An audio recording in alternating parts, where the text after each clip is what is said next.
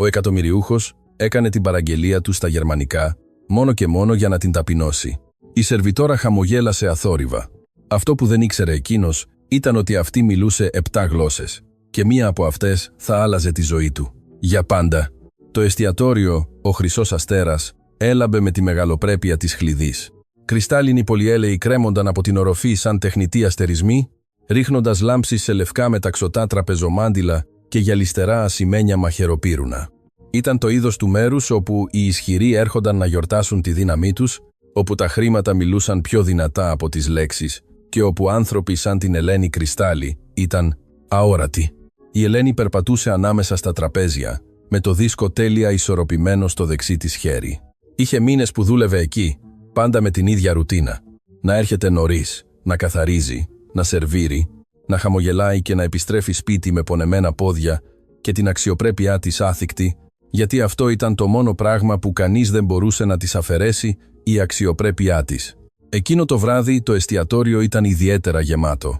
Επιχειρηματίες, πολιτικοί, τοπικές διασημότητες, όλοι γελούσαν, τσούγκριζαν, αγνοώντας εντελώς αυτούς που τους σέρβιραν σαν να ήταν φαντάσματα με ποδιές. Η Ελένη στάθηκε μια στιγμή κοντά στην κουζίνα, παίρνοντας μια βαθιά ανάσα. Ο σεφ Νίκος Παπαδόπουλος την παρατήρησε από τη θέση του, σημειώνοντας κάτι στην έκφρασή της. «Είσαι καλά, μικρή?» ρώτησε με αυτή τη βαθιά φωνή που πάντα ακουγόταν σαν αγκαλιά. «Ναι, σεφ, είναι απλώς μια μεγάλη νύχτα. Όλες οι νύχτες είναι μεγάλες όταν δουλεύεις για ανθρώπους που πιστεύουν ότι τα χρήματά τους κάνουν καλύτερους από εσένα». Ο Νίκος καθάρισε τα χέρια του στην ποδιά του.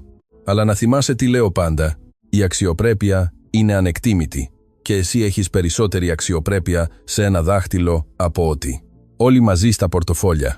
Η Ελένη χαμογέλασε ελαφρά. Ο Νίκος ήταν από τους λίγους που την αντιμετώπιζαν σαν άνθρωπο σε αυτό το μέρος. Οι υπόλοιποι, συμπεριλαμβανομένων κάποιων συναδέλφων, την έβλεπαν ως το ήσυχο κορίτσι που ποτέ δεν παραπονιόταν, που δεχόταν τις άθλιες φιλοδορήματα και τα υποτιμητικά βλέμματα, χωρίς να πει λέξη. Αυτό που κανείς δεν ήξερε ήταν γιατί σιωπούσε. Αυτό που κανείς δεν φανταζόταν ήταν τι έκρυβε πίσω από αυτά τα σκούρα μάτια που παρατηρούσαν τα πάντα με μια ένταση που λίγοι παρατηρούσαν. Η κύρια πόρτα άνοιξε με αυτό τον ιδιαίτερο ήχο που ανακοίνωνε την άφιξη κάποιου σημαντικού. Η Ελένη γύρισε ενστικτωδώς και είδε 2 άντρες να μπαίνουν. Ο πρώτος ήταν μεγαλύτερος, με γκρίζα μαλλιά, τέλεια χτενισμένα προς τα πίσω, κοστούμι, που πιθανότατα κόστιζε περισσότερο από τον ετήσιο μισθό της Ελένης. Περπατούσε με αυτή τη φυσική αλαζονία αυτών που ποτέ δεν χρειάστηκε να ανησυχήσουν για τίποτα στη ζωή. Ο δεύτερος ήταν νεότερος, ίσως γύρω στα 30, με αυτό τον αέρα του κληρονόμου, που ξέρει ότι ο κόσμος του ανήκει δικαιωματικά. Και οι 2 γελούσαν με κάτι, ενώ ο διευθυντής του εστιατορίου ουσιαστικά έτρεχε προς το μέρος τους. «Κύριε Αλβανή, τι τιμή να σας έχουμε μαζί μας απόψε. Το αγαπημένο σας τραπέζι είναι έτοιμο. Μακάριος Αλβανής». Η Ελένη είχε ακούσει αυτό το όνομα πολλές φορές. Ήταν ιδιοκτήτης μιας αλυσίδας πολυτελών εστιατορίων σε όλη την περιοχή, επενδυτής σε ακίνητα και, σύμφωνα με τις φήμες, ένας άνθρωπος που απολάμβανε να ταπεινώνει αυτούς που θεωρούσε κατώτερους, που κατά την κρίση του ήταν βασικά όλος ο κόσμος. Σοφία. Η διευθύντρια πλησίασε την Ελένη με τεταμένη έκφραση. «Πρέπει να εξυπηρετήσεις το τραπέζι 7. Είναι οι Αλβανίδες». «Το τραπέζι 7, αλλά αυτό το εξυπηρετεί πάντα ο Μάρκος. Ο Μάρκος είναι απασχολημένος και μόλις έφτασαν. Πήγαινε τώρα». Η Ελένη ένιωσε έναν κόμπο να σχηματίζεται στο στομάχι της, αλλά νεύσε χωρίς να διαμαρτυρηθεί. Ήταν η δουλειά της και χρειαζόταν αυτή τη δουλειά περισσότερο από ό,τι κανείς σε αυτό το εστιατόριο μπορούσε να φανταστεί. Πλησίασε το τραπέζι όπου οι 2 άντρες κάθονταν ήδη, γελάγοντας ακόμα με κάποιο ιδιωτικό αστείο. Όταν έφτασε η Ελένη, κανένας από τους 2 δεν την κοίταξε. Ήταν σαν να ήταν μέρος των επίπλων. «Καλησπέρα κύριοι. Καλώς ορίσατε στον Χρυσό Αστέρα. Το όνομά μου είναι Ελένη και θα είμαι η σερβιτόρα σας απόψε. Μπορώ να ξεκινήσω προσφέροντάς σας κάτι να πιείτε». Ο Μακάριος σήκωσε επιτέλους το βλέμμα του, αλλά όχι για να την κοιτάξει στα μάτια. Την κοίταξε από πάνω μέχρι κάτω, με αυτό το βλέμμα που η Ελένη γνώριζε πολύ καλά. Το βλέμμα που αξιολογούσε, που κρίνει, που απορρίπτει σε δευτερόλεπτα. «Κοίτα Δημήτρη», είπε στον νεότερο άντρα, τον γιο του, όπως θυμόταν η Ελένη. «Πόσο ευγενικά μας στέλνουν την πιο όμορφη». Ο Δημήτρης έβγαλε ένα χάχανο. Αν και πιθανότατα δεν ξέρει καν να διαβάσει το μενού. Έτσι δεν είναι, πατέρα? Και οι δύο γέλασαν. Η Ελένη διατήρησε το επαγγελματικό της χαμόγελο, αν και μέσα της ένιωθε σαν να της καρφώνονταν βελόνες στο στήθος. Είχε μάθει να αντέχει τέτοιου είδους σχόλια. Είχε μάθει ότι η απάντηση μόνο χειροτέρευε τα πράγματα. «Τι επιθυμείτε να πιείτε?» επανέλαβε με ήρεμη φωνή. Ο Μακάριος πήρε το μενού και προσποιήθηκε ότι το μελετούσε με υπερβολική προσοχή. Έπειτα κοίταξε τον γιο του με ένα χαμόγελο που δεν προμείνιε τίποτα καλό. «Ξέρεις, Δημήτρη, έχω καιρό να διασκεδάσω. Αυτό το κορίτσι μοιάζει με το είδος που μόλις τελείωσε το λύκειο. Στοιχηματίζω ότι δεν ξέρει τίποτα πέρα από το «εδώ, κύριε, και ευχαριστώ για το φιλοδόρημα». «Πατέρα, μην είσαι σκληρός», είπε ο Δημήτρης με ψεύτικη συμπόνια. «Σίγουρα ξέρει να μετράει. Πώς αλλιώς θα υπολόγιζε τα φιλοδορήματα που ποτέ δεν τις δίνουμε?» Περισσότερα γέλια. Η Ελένη έσφιξε το στυλό στο χέρι της τόσο δυνατά που οι αρθρώσεις της άσπρισαν, αλλά το πρόσωπό της παρέμεινε ανέκφραστο. Και τότε ο Μακάριος έκανε κάτι που θα άλλαζε τα πάντα. Έσκυψε προς τα εμπρός με αυτό το αρπακτικό χαμόγελο που χρησιμοποιούσε σε διαπραγματεύσεις εκατομμυρίων και άρχισε να μιλάει στα γερμανικά. Όχι οποιαδήποτε γερμανικά, επίσημα, τεχνικά, σκόπιμα πολύπλοκα γερμανικά. «Ich möchte eine Flasche von eurem teuersten Wein bestellen, aber ich bezweifle, dass dieses arme Mädchen überhaupt versteht, was ich sage. Wahrscheinlich denkt sie, ich spreche Chinesisch». Η Ελένη άκουσε καθαρά κάθε λέξη, κάθε υποτιμητική απόχρωση. Είχε πει ότι ήθελε ένα μπουκάλι από το πιο ακριβό κρασί, αλλά αμφέβαλε ότι αυτό το φτωχό κορίτσι θα καταλάβαινε τι έλεγε. Πιθανότατα πίστευε ότι μιλούσε κινέζικα. Ο Δημήτρης ξέσπασε σε γέλια χτυπώντας το τραπέζι με την παλάμη του. «Πατέρα, είσαι απέσιος. Κοίτα το πρόσωπό της. Δεν έχει ιδέα τι είπες. Φυσικά και όχι». Ο Μακάριος ακούμπησε στην καρέκλα του, εμφανώς ικανοποιημένος με τον εαυτό του. «Αυτοί οι άνθρωποι μόλις και μετά βίας ξέρουν ελληνικά. Γερμανικά, παρακαλώ. Θα χρειαζόσουν μια πραγματική εκπαίδευση γι' αυτό, μια που σαφώς αυτή ποτέ δεν είχε». Η Ελένη παρέμεινε ακίνητη. Η καρδιά της χτυπούσε δυνατά, αλλά όχι από ντροπή. Ήταν κάτι διαφορετικό, κάτι που είχε μάθει να ελέγχει κατά τη διάρκεια ετών πρακτικής, γιατί η Ελένη είχε καταλάβει κάθε λέξη, κάθε προσβολή μεταμφιεσμένη σε ξένη γλώσσα, αλλά δεν είπε τίποτα. Ακόμα όχι. «Βλέπεις», ο Μακάριος έδειξε προς αυτήν σαν να ήταν ένα δείγμα μελέτης. Ούτε καν δεν ανοιγοκλίνει τα μάτια της. Πιθανότατα σκέφτεται ποια σαπουνόπερα θα δει όταν φτάσει στο άθλιο σπιτάκι της. Η Ελένη πήρε μια βαθιά ανάσα. Οι λέξεις της γιαγιάς της αντιχούσαν στο μυαλό της σαν μια ηχό του παρελθόντος. Η αληθινή δύναμη δεν βρίσκεται στο να δείχνεις τι ξέρεις, αλλά στο να ξέρεις πότε να το δείξεις. Η κυρά Δέσποινα, η γιαγιά της, η γυναίκα που της είχε διδάξει όλα όσα ήξερε, η γυναίκα που για δεκαετίες είχε εργαστεί ως μεταφράστρια για πρεσβείες, αλλά που ποτέ δεν είχε λάβει επίσημη αναγνώριση επειδή δεν είχε πανεπιστημιακά πτυχία. Η γυναίκα που μιλούσε 9 γλώσσες, με ευχέρεια, και που είχε μεταδώσει αυτό το χάρισμα στην Ελένη, από τότε που ήταν παιδί. 7 γλώσσες. Η Ελένη μιλούσε 7 γλώσσες με τέλεια ευχέρεια. Γερμανικά, γαλλικά, αγγλικά, πορτογαλικά, ιταλικά, μανδαρινικά και, φυσικά, ελληνικά. Κάθε μία μαθημένη στην κουζίνα της γιαγιάς της, τις μεγάλες νύχτες ακούγοντας ηχογραφήσεις, στα φθαρμένα βιβλία που η γιαγιά της φύλαγε σαν θησαυρούς. Αλλά κανείς δεν το ήξερε, γιατί η Ελένη είχε μάθει ότι σε έναν κόσμο που κρίνει από τις εμφανίσεις, το να δείχνεις τα χαρτιά σου πολύ νωρίς ήταν ένα μοιραίο λάθος. Λοιπόν, ο Μακάριος γύρισε στα ελληνικά, με βαριεστημένη έκφραση. «Επειδή είναι προφανές ότι δεν καταλαβαίνεις τίποτα χρήσιμο, θα σου το πω απλά. Φέρε μας ένα μπουκάλι Chateau Margaux 2005 και να είναι στη σωστή θερμοκρασία, αν ξέρουν τι σημαίνει αυτό εδώ». «Φυσικά, κύριε. Θα επιστρέψω αμέσως». Η Ελένη αποχώρησε με μετρημένα βήματα. Το μυαλό της επεξεργαζόταν όλα όσα είχαν συμβεί. Δεν ήταν η πρώτη φορά που την ταπείνωναν, ούτε θα ήταν η τελευταία. Αλλά κάτι στην σκόπιμη σκληρότητα αυτού του άντρα, στην ανάγκη του να νιώθει ανώτερος, χρησιμοποιώντας μια γλώσσα που πίστευε ότι αυτή δεν καταλάβαινε, άναψε κάτι μέσα της. Στην κουζίνα, ο Νίκος την περίμενε με ανήσυχη έκφραση. «Είδα το πρόσωπό σου όταν γύρισες. Τι σου έκαναν αυτοί οι τύποι? Τίποτα που να μην έχω ξανακούσει. Ελένη, δεν χρειάζεται να το αντέχεις αυτό. Υπάρχουν άλλες δουλειές. Δεν υπάρχουν άλλες δουλειές που να πληρώνουν αρκετά για τα φάρμακα της γιαγιάς μου. Σεφ, το ξέρετε». Ο Νίκος αναστέναξε. Γνώριζε την κατάσταση της Ελένης. Ήξερε ότι η γιαγιά της ήταν άρρωστη, ότι οι ιατρικοί λογαριασμοί συσσωρεύονταν, ότι η Ελένη δούλευε διπλές βάρδιες για να επιβιώσει. Τι σου είπαν? Η Ελένη δίστασε μια στιγμή. Ο μεγαλύτερος μίλησε στα γερμανικά. Νόμιζε ότι δεν θα καταλάβαινα. Είπε απέσια πράγματα για μένα. Τα μάτια του Νίκου μεγάλωσαν. «Και εσύ?» Κατάλαβα κάθε λέξη. Μια βαριά σιωπή έπεσε ανάμεσά τους. Ο Νίκος γνώριζε κάποια πράγματα για την Ελένη που άλλοι δεν ήξεραν. Ήξερε ότι ήταν διαφορετική, ξεχωριστή με κάποιο τρόπο, που ποτέ δεν εξηγούσε πλήρως. «Τι θα κάνεις?» Η Ελένη πήρε τη φιάλη κρασιού που είχε παραγγείλει ο Μακάριος και την τοποθέτησε στον δίσκο. «Προς το παρόν, τη δουλειά μου. Μετά, θα δούμε». Επέστρεψε στο τραπέζι με τη φιάλη, δείχνοντάς την στον Μακάριο όπως απαιτούσε το πρωτόκολλο.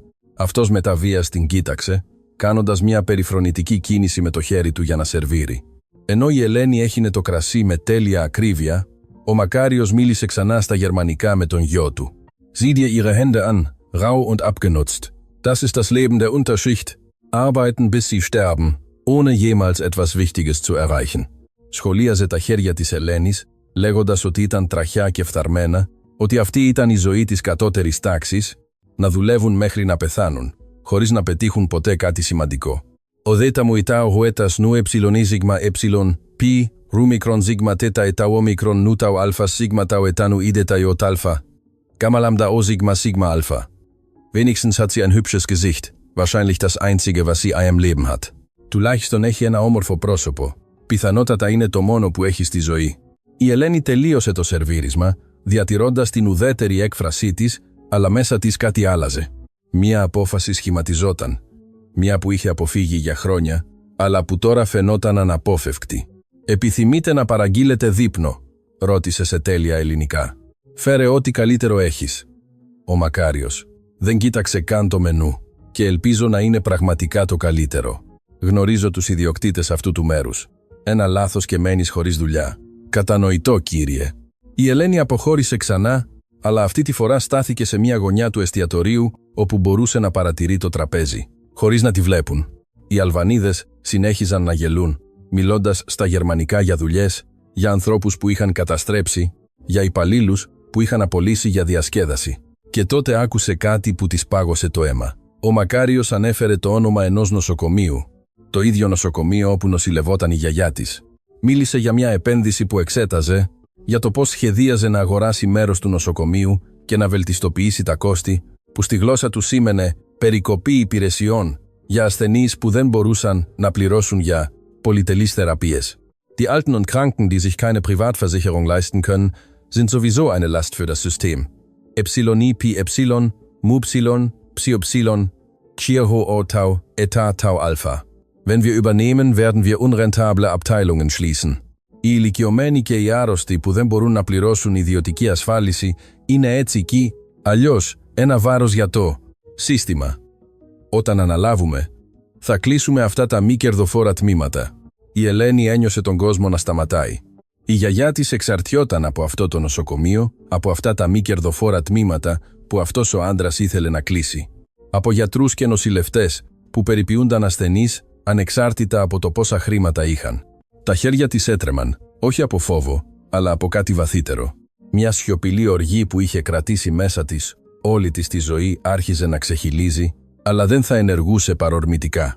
Αυτό δεν ήταν αυτό που της είχε διδάξει η γιαγιά της. «Η σωστή στιγμή», ψιθύρισε στον εαυτό της. «Όλα έχουν τη σωστή τους στιγμή». Επέστρεψε στην κουζίνα, όπου η Σοφία, η διευθύντρια, την περίμενε με σοβαρή έκφραση. «Ελένη, οι κύριοι Αλβανοί ζήτησαν να μιλήσουν ειδικά με εσένα. Δεν ξέρω τι έκανες, αλλά καλύτερα να μην έχεις καταστρέψει τίποτα».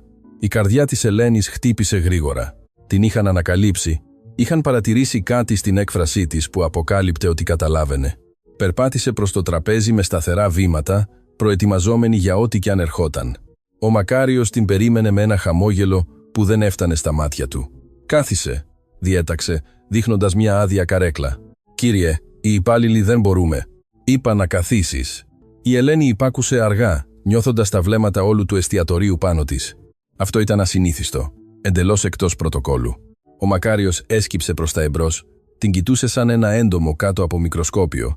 Ο γιος μου και εγώ σε παρατηρούσαμε όλη τη νύχτα. Υπάρχει κάτι διαφορετικό σε σένα, κάτι που δεν μπορώ να προσδιορίσω. Και αυτό με ενοχλεί, γιατί εγώ πάντα προσδιορίζω τους ανθρώπους. Η Ελένη δεν απάντησε, απλώς τον κοίταξε απευθείας στα μάτια, κάτι που σαφώς τον έκανε να νιώσει άβολα. «Θα σου κάνω μια προσφορά», συνέχισε ο Μακάριος. «Χρειάζομαι προσωπικό για τα εστιατόρια μου. Άνθρωπους που ξέρουν να σερβίρουν, που είναι διακριτικοί, που δεν προκαλούν προβλήματα. Θα πλήρωνα το τριπλάσιο από ό,τι κερδίζεις εδώ». Ήταν παγίδα. Η Ελένη το ήξερε. Άνθρωποι σαν τον Μακάριο δεν έκαναν γενναιόδωρες προσφορές χωρίς να περιμένουν κάτι σε αντάλλαγμα. «Είναι πολύ ευγενικό, κύριε, αλλά είμαι καλά όπου βρίσκομαι». Το χαμόγελο του Μακάριου πάγωσε. Κανείς δεν του έλεγε όχι. «Συγγνώμη, είπα ότι εκτιμώ την προσφορά, αλλά προτιμώ να μείνω εδώ». Ο Δημήτρης ξέσπασε σε ένα απίστευτο γέλιο. «Άκουσες αυτό, πατέρα, η σερβιτόρα απορρίπτει την προσφορά σου». Ο Μακάριος στένεψε τα μάτια του.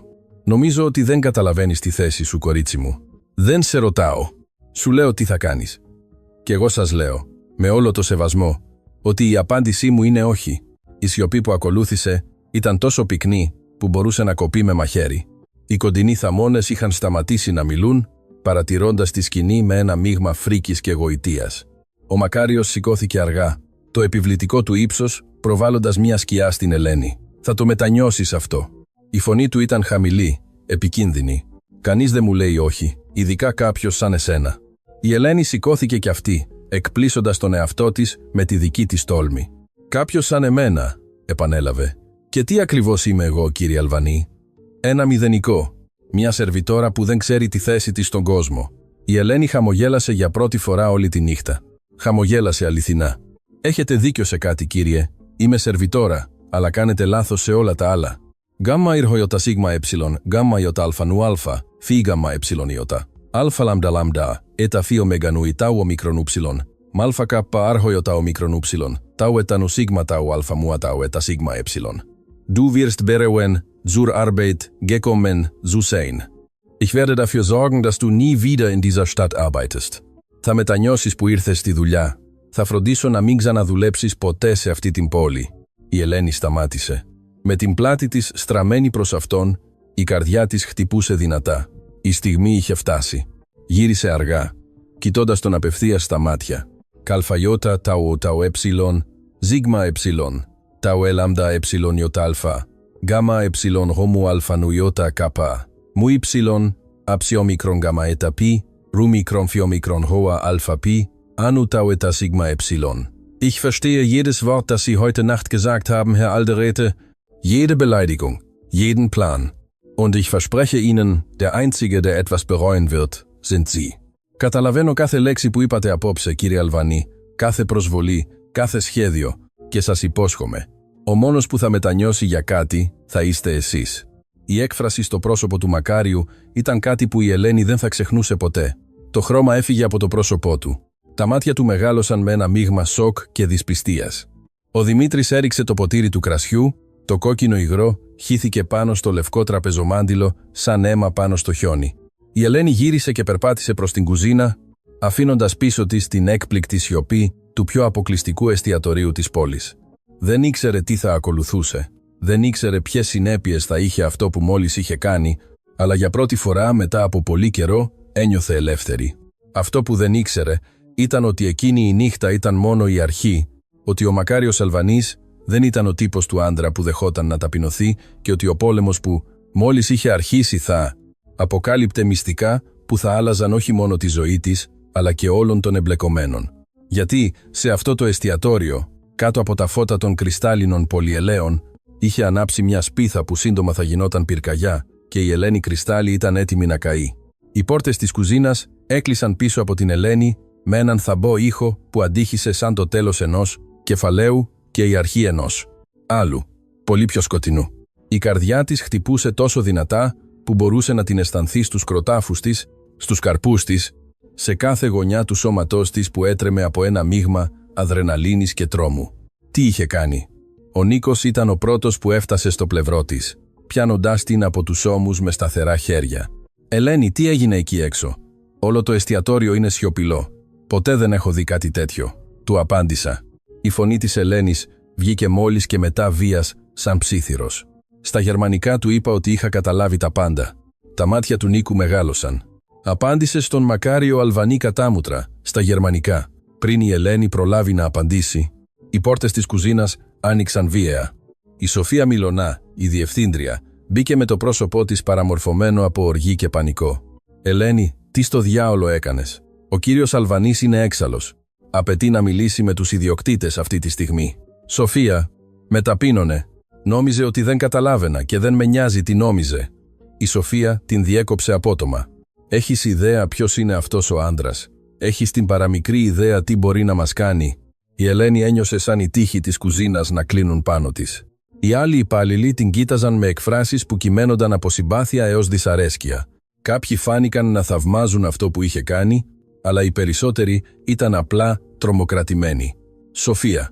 Ο Νίκος παρενέβη. «Ό,τι κι αν συνέβη, η Ελένη είναι μία από τις καλύτερες υπαλλήλους μας. Δεν μπορούμε...» «Σιωπή, Νίκο. Αυτό δεν είναι δική σου υπόθεση». Η Σοφία γύρισε προς την Ελένη με μάτια που έσταζαν ψυχρότητα. «Είσαι σε διαθεσιμότητα, χωρίς μισθό, μέχρι να αποφασίσουν οι ιδιοκτήτες τι θα γίνει με εσένα. Τώρα φύγε από την πίσω πόρτα. Δεν θέλω ο κύριος Αλβανής να σε δει να φεύγεις». Η Ελένη ένιωσε σαν να της είχαν δώσει ένα χτύπημα στο στομάχι. «Σε διαθεσιμότητα, χωρίς μισθό». Οι λέξεις αντιχούσαν στο μυαλό της, καθώς σκεφτόταν τα φάρμακα της γιαγιάς της, τους εκκρεμείς λογαριασμούς, το ενίκιο που έπρεπε να πληρώσει σε λίγες μέρες. «Σοφία, σε παρακαλώ, χρειάζομαι αυτή τη δουλειά. Η γιαγιά μου είναι άρρωστη. Θα έπρεπε να το είχες σκεφτεί αυτό πριν αποφασίσεις να παίξεις τη ανασυσιό». «Ηρωίδα». Η Σοφία έδειξε προς την πίσω πόρτα. «Έξω, τώρα».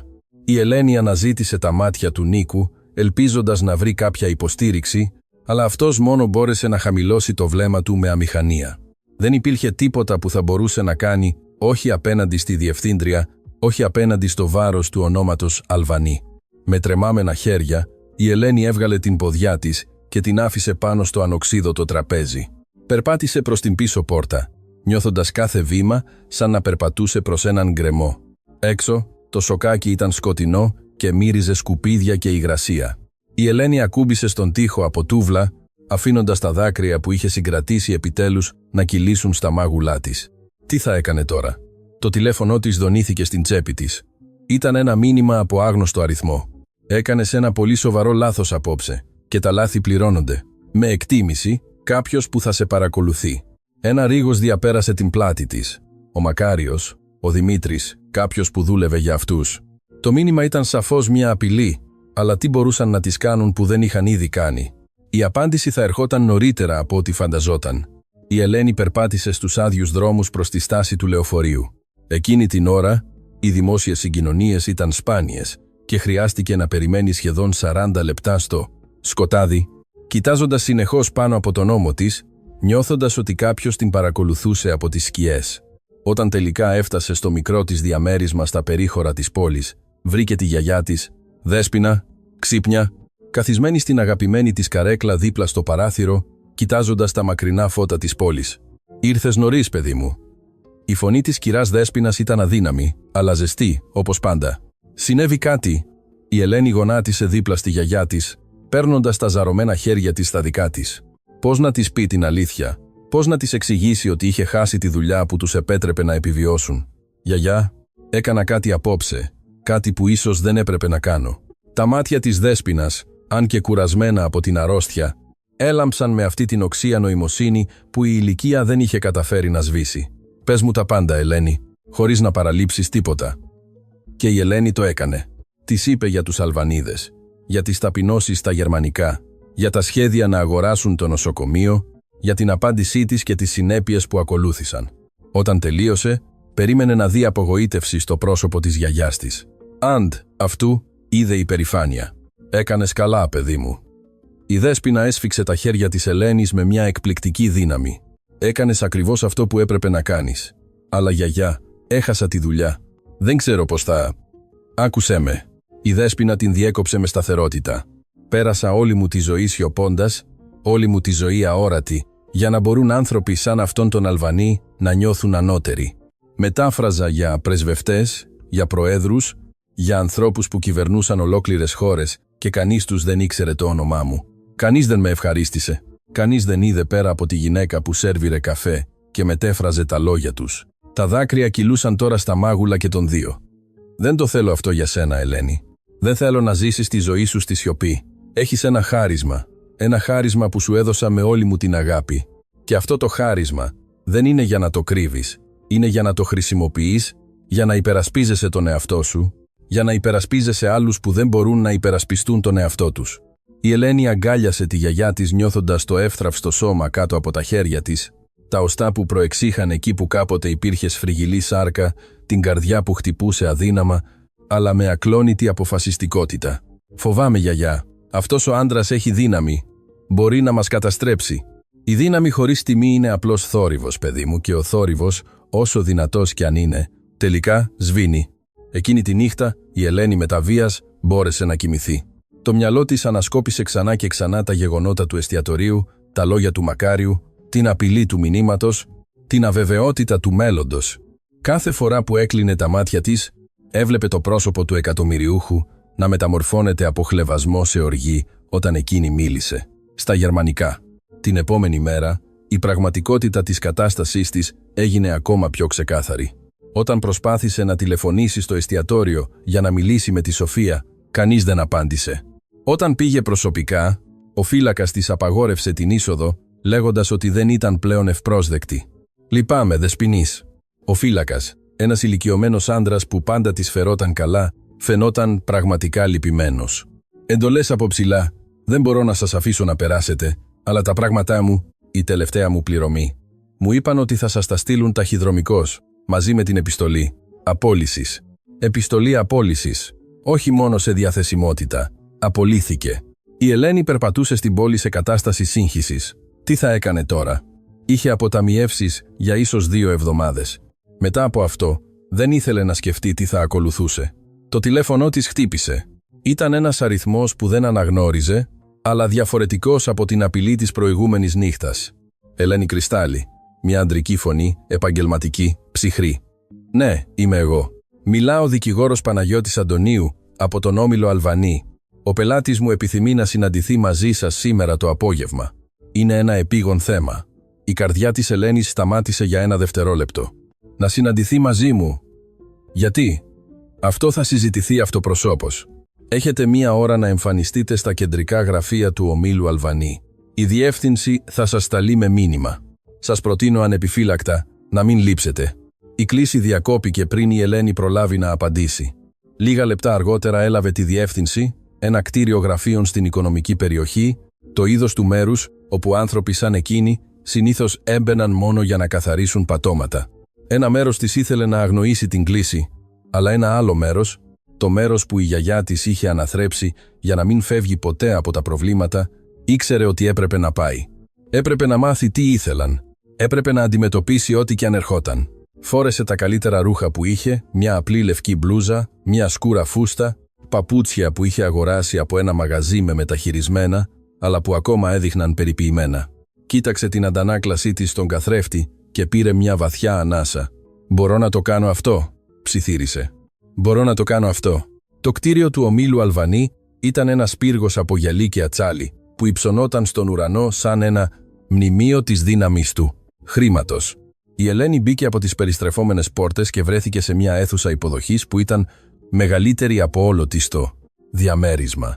Η ρεσεψιονίστ, μια άψογα ντυμένη γυναίκα με έκφραση επαγγελματικής πλήξης, την κοίταξε από πάνω μέχρι κάτω με αυτό το έλεγχο που η Ελένη γνώριζε πολύ καλά. «Μπορώ να σας βοηθήσω? Έχω ραντεβού. Το όνομά μου είναι Ελένη Κρυστάλλη». Κάτι άλλαξε στην έκφραση της ρεσεψιονίστ. Αναγνώριση, περιέργεια, λύπη. «Φυσικά, σας περιμένουν. 27ος όροφος. Οι ανελκυστήρες είναι στα δεξιά σας». Ο ανελκυστήρας ανέβηκε σιωπηλά, οι αριθμοί άλλαζαν στην ψηφιακή οθόνη σαν μια αντίστροφη μέτρηση προς κάτι αναπόφευκτο. Όταν οι πόρτες άνοιξαν στον 27ο όροφο, η Ελένη βρέθηκε μπροστά σε μια άλλη ρεσεψιονίστ. Αυτή ακόμα πιο εκφοβιστική από την προηγούμενη. «Δεσποινής Κρυστάλλη, από εδώ, παρακαλώ». Την οδήγησαν σε έναν διάδρομο με τοίχους καλυμμένους με έργα τέχνης που πιθανότατα κόστιζαν περισσότερο από ό,τι η Ελένη θα κέρδιζε σε όλη της τη ζωή. Στο τέλος του διαδρόμου υπήρχε μια διπλή σκούρα ξύλινη πόρτα.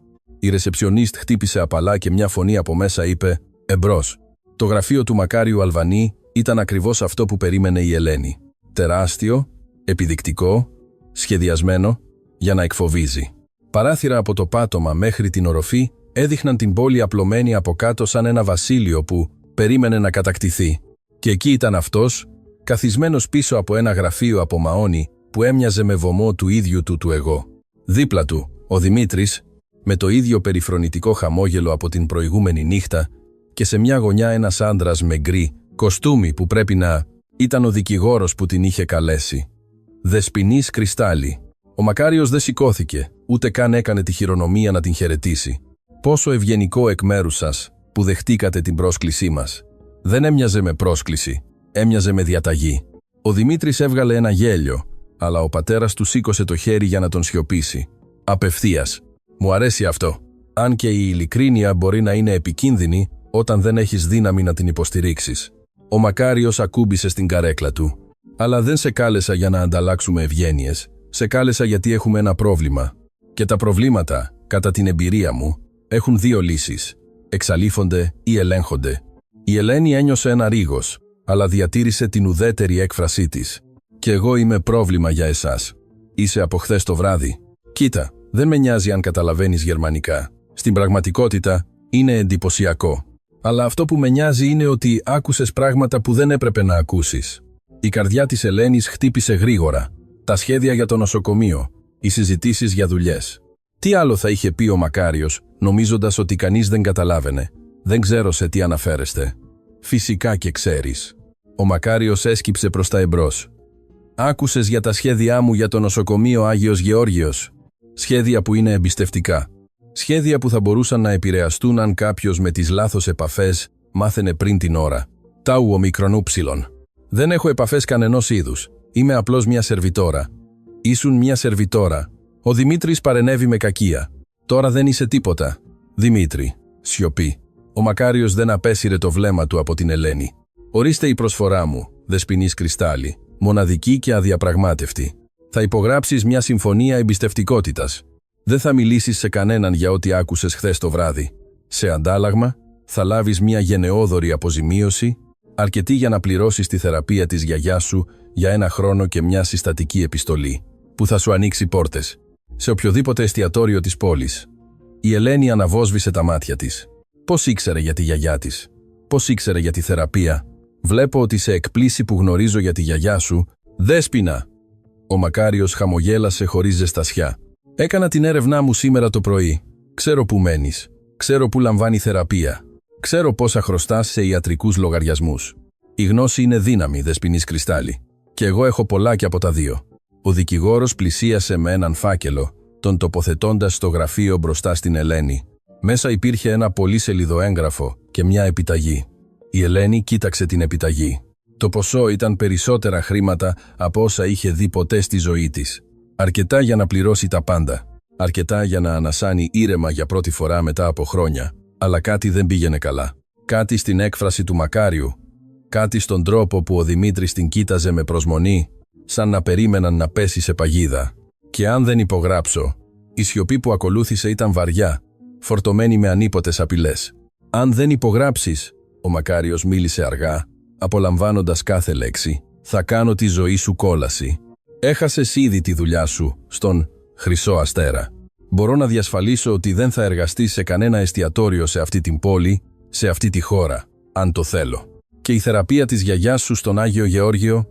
Λοιπόν, ας πούμε ότι όταν ολοκληρώσω την εξαγορά του νοσοκομείου, ορισμένοι ασθενείς θα μπορούσαν να διαπιστώσουν ότι τα κρεβάτια τους δεν είναι πλέον διαθέσιμα». Η Ελένη ένιωσε ναυτία. Δεν ήταν προσφορά, ήταν εκβιασμός. Εκβιασμός μεταμφιεσμένος σε γενεοδορία. «Με απειλείτε. Σου δίνω επιλογές. Υπάρχει διαφορά». Τα χέρια της Ελένης έτρεμαν καθώς κοίταζε το έγγραφο.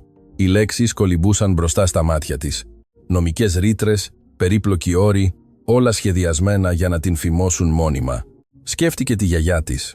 Το χαμόγελό της όταν της είπε ότι ήταν περήφανη, τα λόγια της για το να μην ζει τη ζωή της στη σιωπή. Σκέφτηκε τις φωνές που είχε ακούσει τον Μακάριο να αναφέρει. Τους ανθρώπους που θα επηρεάζονταν αν αγόραζε το νοσοκομείο, τους ασθενείς που θα έχαναν τη φροντίδα τους, τις οικογένειες που θα υπέφεραν.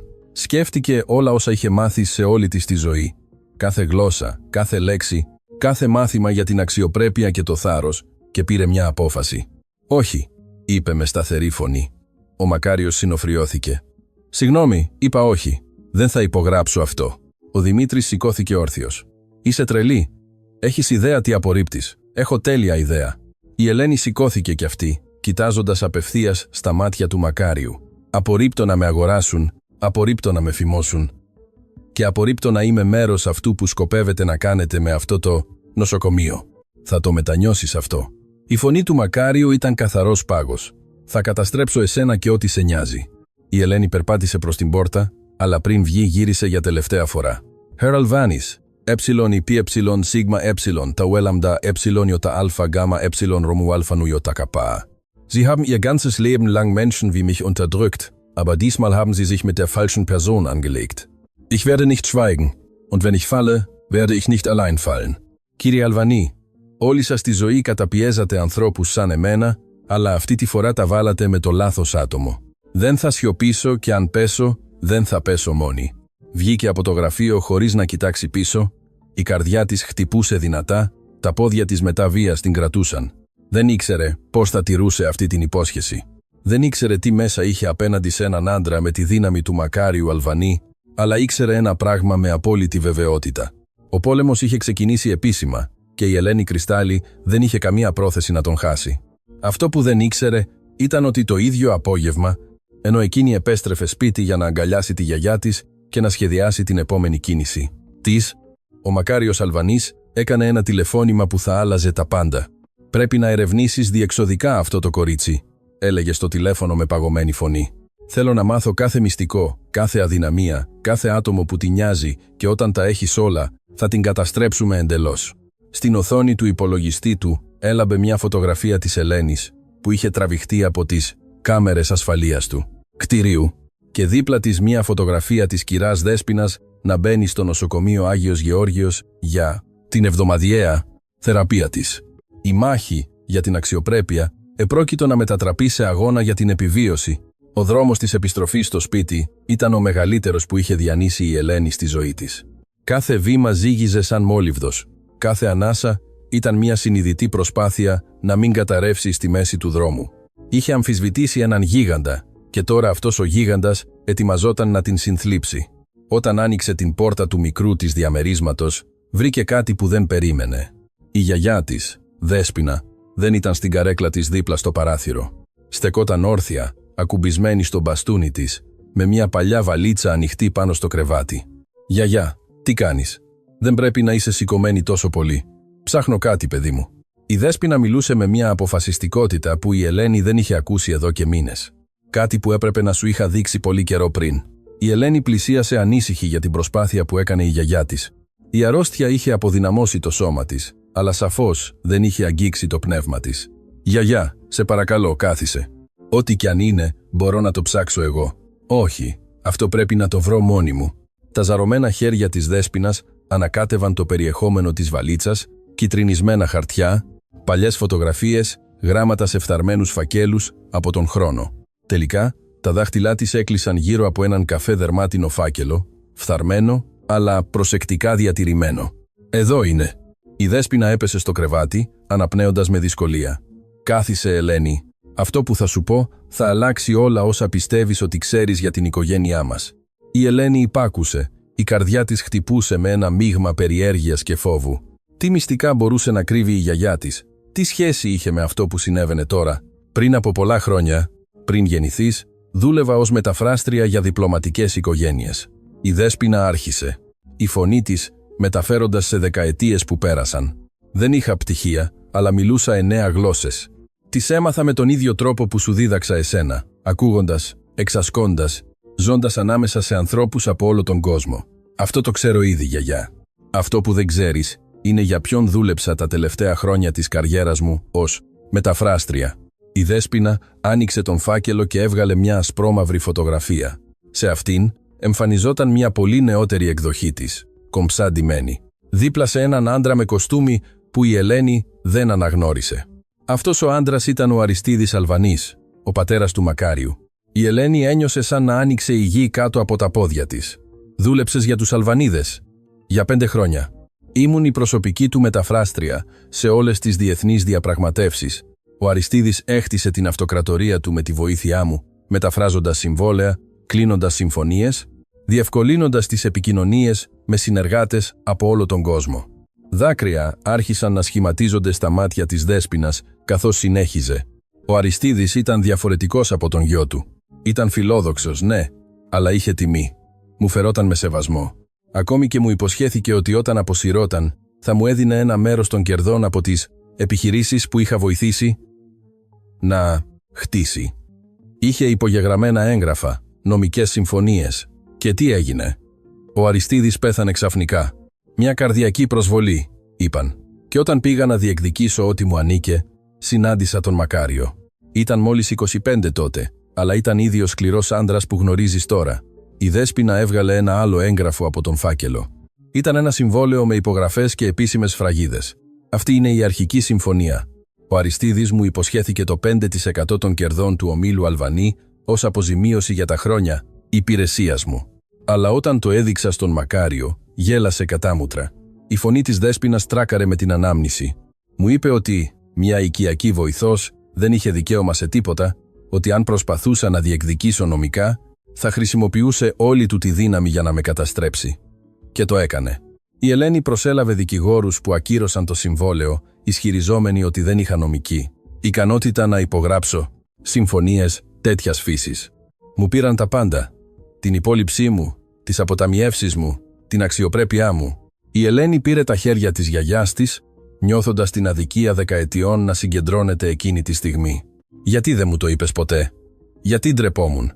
Ντρεπόμουν που ήμουν τόσο αφελής. Ντρεπόμουν που δεν μπόρεσα να υπερασπιστώ τον εαυτό μου. Και φόβος, Ελένη. Φόβος μήπως κάποια μέρα συναντούσες τους Αλβανίδες, ανακάλυπταν ποια ήσουν και σε πλήγωναν. Αλλά τώρα ξέρουν ποια είμαι. Ακριβώς. Η Δέσποινα έσφιξε τα χέρια της Ελένης δυνατά. Γη, αυτό πρέπει να ξέρεις την πλήρη αλήθεια, γιατί υπάρχει κάτι άλλο σε αυτόν τον φάκελο, κάτι που ο Μακάριος δεν ξέρει ότι έχω. Έβγαλε έναν παχύ φάκελο σφραγισμένο με παλιό κερί. Κατά τα χρόνια που δούλευα για τον Αριστίδη, μετέφρασα πολλά έγγραφα. Κάποια από αυτά ήταν ευαίσθητα, δουλειές που δεν ήταν ακριβώς νόμιμες, συμφωνίες με ανθρώπους που προτιμούσαν να παραμείνουν στις σκιές. Τι είδους δουλειές? Το είδος που θα κατέστρεφε τη φήμη του ομίλου Αλβανί αν έβγαινε στο φως. Ο Αριστίδης με έβαλε να ορκιστώ ότι δεν θα αποκάλυπτα ποτέ όσα ήξερα και τήρησα την υπόσχεσή μου. Όσο ζούσε, αλλά ο Μακάριος έσπασε όλες τις υποσχέσεις που μου έδωσε ο πατέρας του, οπότε δεν έχω πλέον υποχρέωση να κρατήσω τα μυστικά του. Η Ελένη κοίταξε τον φάκελο σαν να περιείχε βόμβα. Κατά μία έννοια, ήταν «Γιαγιά, είσαι σίγουρη για αυτό? Αν ο Μακάριος ανακαλύψει ότι έχεις αυτό, δεν με νοιάζει πλέον τι θα μου συμβεί? Ελένη, είμαι γερασμένη, είμαι άρρωστη, αλλά εσύ έχεις όλη σου τη ζωή μπροστά σου και δεν θα επιτρέψω σε αυτόν τον άντρα να σου την πάρει, όπως μου πήρε τη δική μου». Το τηλέφωνο της Ελένης χτύπησε διακόπτοντας τη στιγμή. Ήταν άγνωστος αριθμός. Δίστασε πριν απαντήσει. Ελένη Κρυστάλλη. Μια γυναικεία φωνή, επαγγελματική, αλλά ζεστή. Ναι, ποιος είναι? Το όνομά μου είναι Κατερίνα Παύλου. Είμαι δημοσιογράφος στην Εθνική Εφημερίδα. Άκουσα για ό,τι συνέβη στον Χρυσό Αστέρα χθες το βράδυ. Θα ήθελα να μιλήσω μαζί σας. Η καρδιά της Ελένης χτύπησε γρήγορα. Πώς το έμαθε μια δημοσιογράφος τόσο γρήγορα? Πώς βρήκατε τον αριθμό μου? Έχω τις πηγές μου. Αλλά αυτό δεν είναι το σημαντικό. Το σημαντικό είναι ότι έχω πληροφορίες για τον Μακάριο Αλβανί που πιστεύω ότι θα σας ενδιαφέρουν. Και πιστεύω ότι εσείς έχετε πληροφορίες που με ενδιαφέρουν εμένα. Μπορούμε να συναντηθούμε. Η Ελένη κοίταξε τη γιαγιά της, η οποία είχε ακούσει όλη τη συζήτηση. Η Δέσποινα νεύσε αργά. Πού και πότε? Αύριο, στο καφέ, Ελπίδα, κοντά στην κεντρική πλατεία, στις 10 το πρωί. Και Δεσποινής Κρυστάλλη, ελάτε μόνοι σας και μην πείτε σε κανέναν για αυτή την κλήση. Η επικοινωνία διακόπηκε. Η Ελένη έμεινε να κοιτάζει το τηλέφωνο, επεξεργαζόμενη ό,τι μόλις είχε συμβεί. «Ποιος ήταν?» ρώτησε η Δέσποινα. «Μια δημοσιογράφος. Λέει ότι έχει πληροφορίες για τους Αλβανίδες. Θα μπορούσε να είναι παγίδα.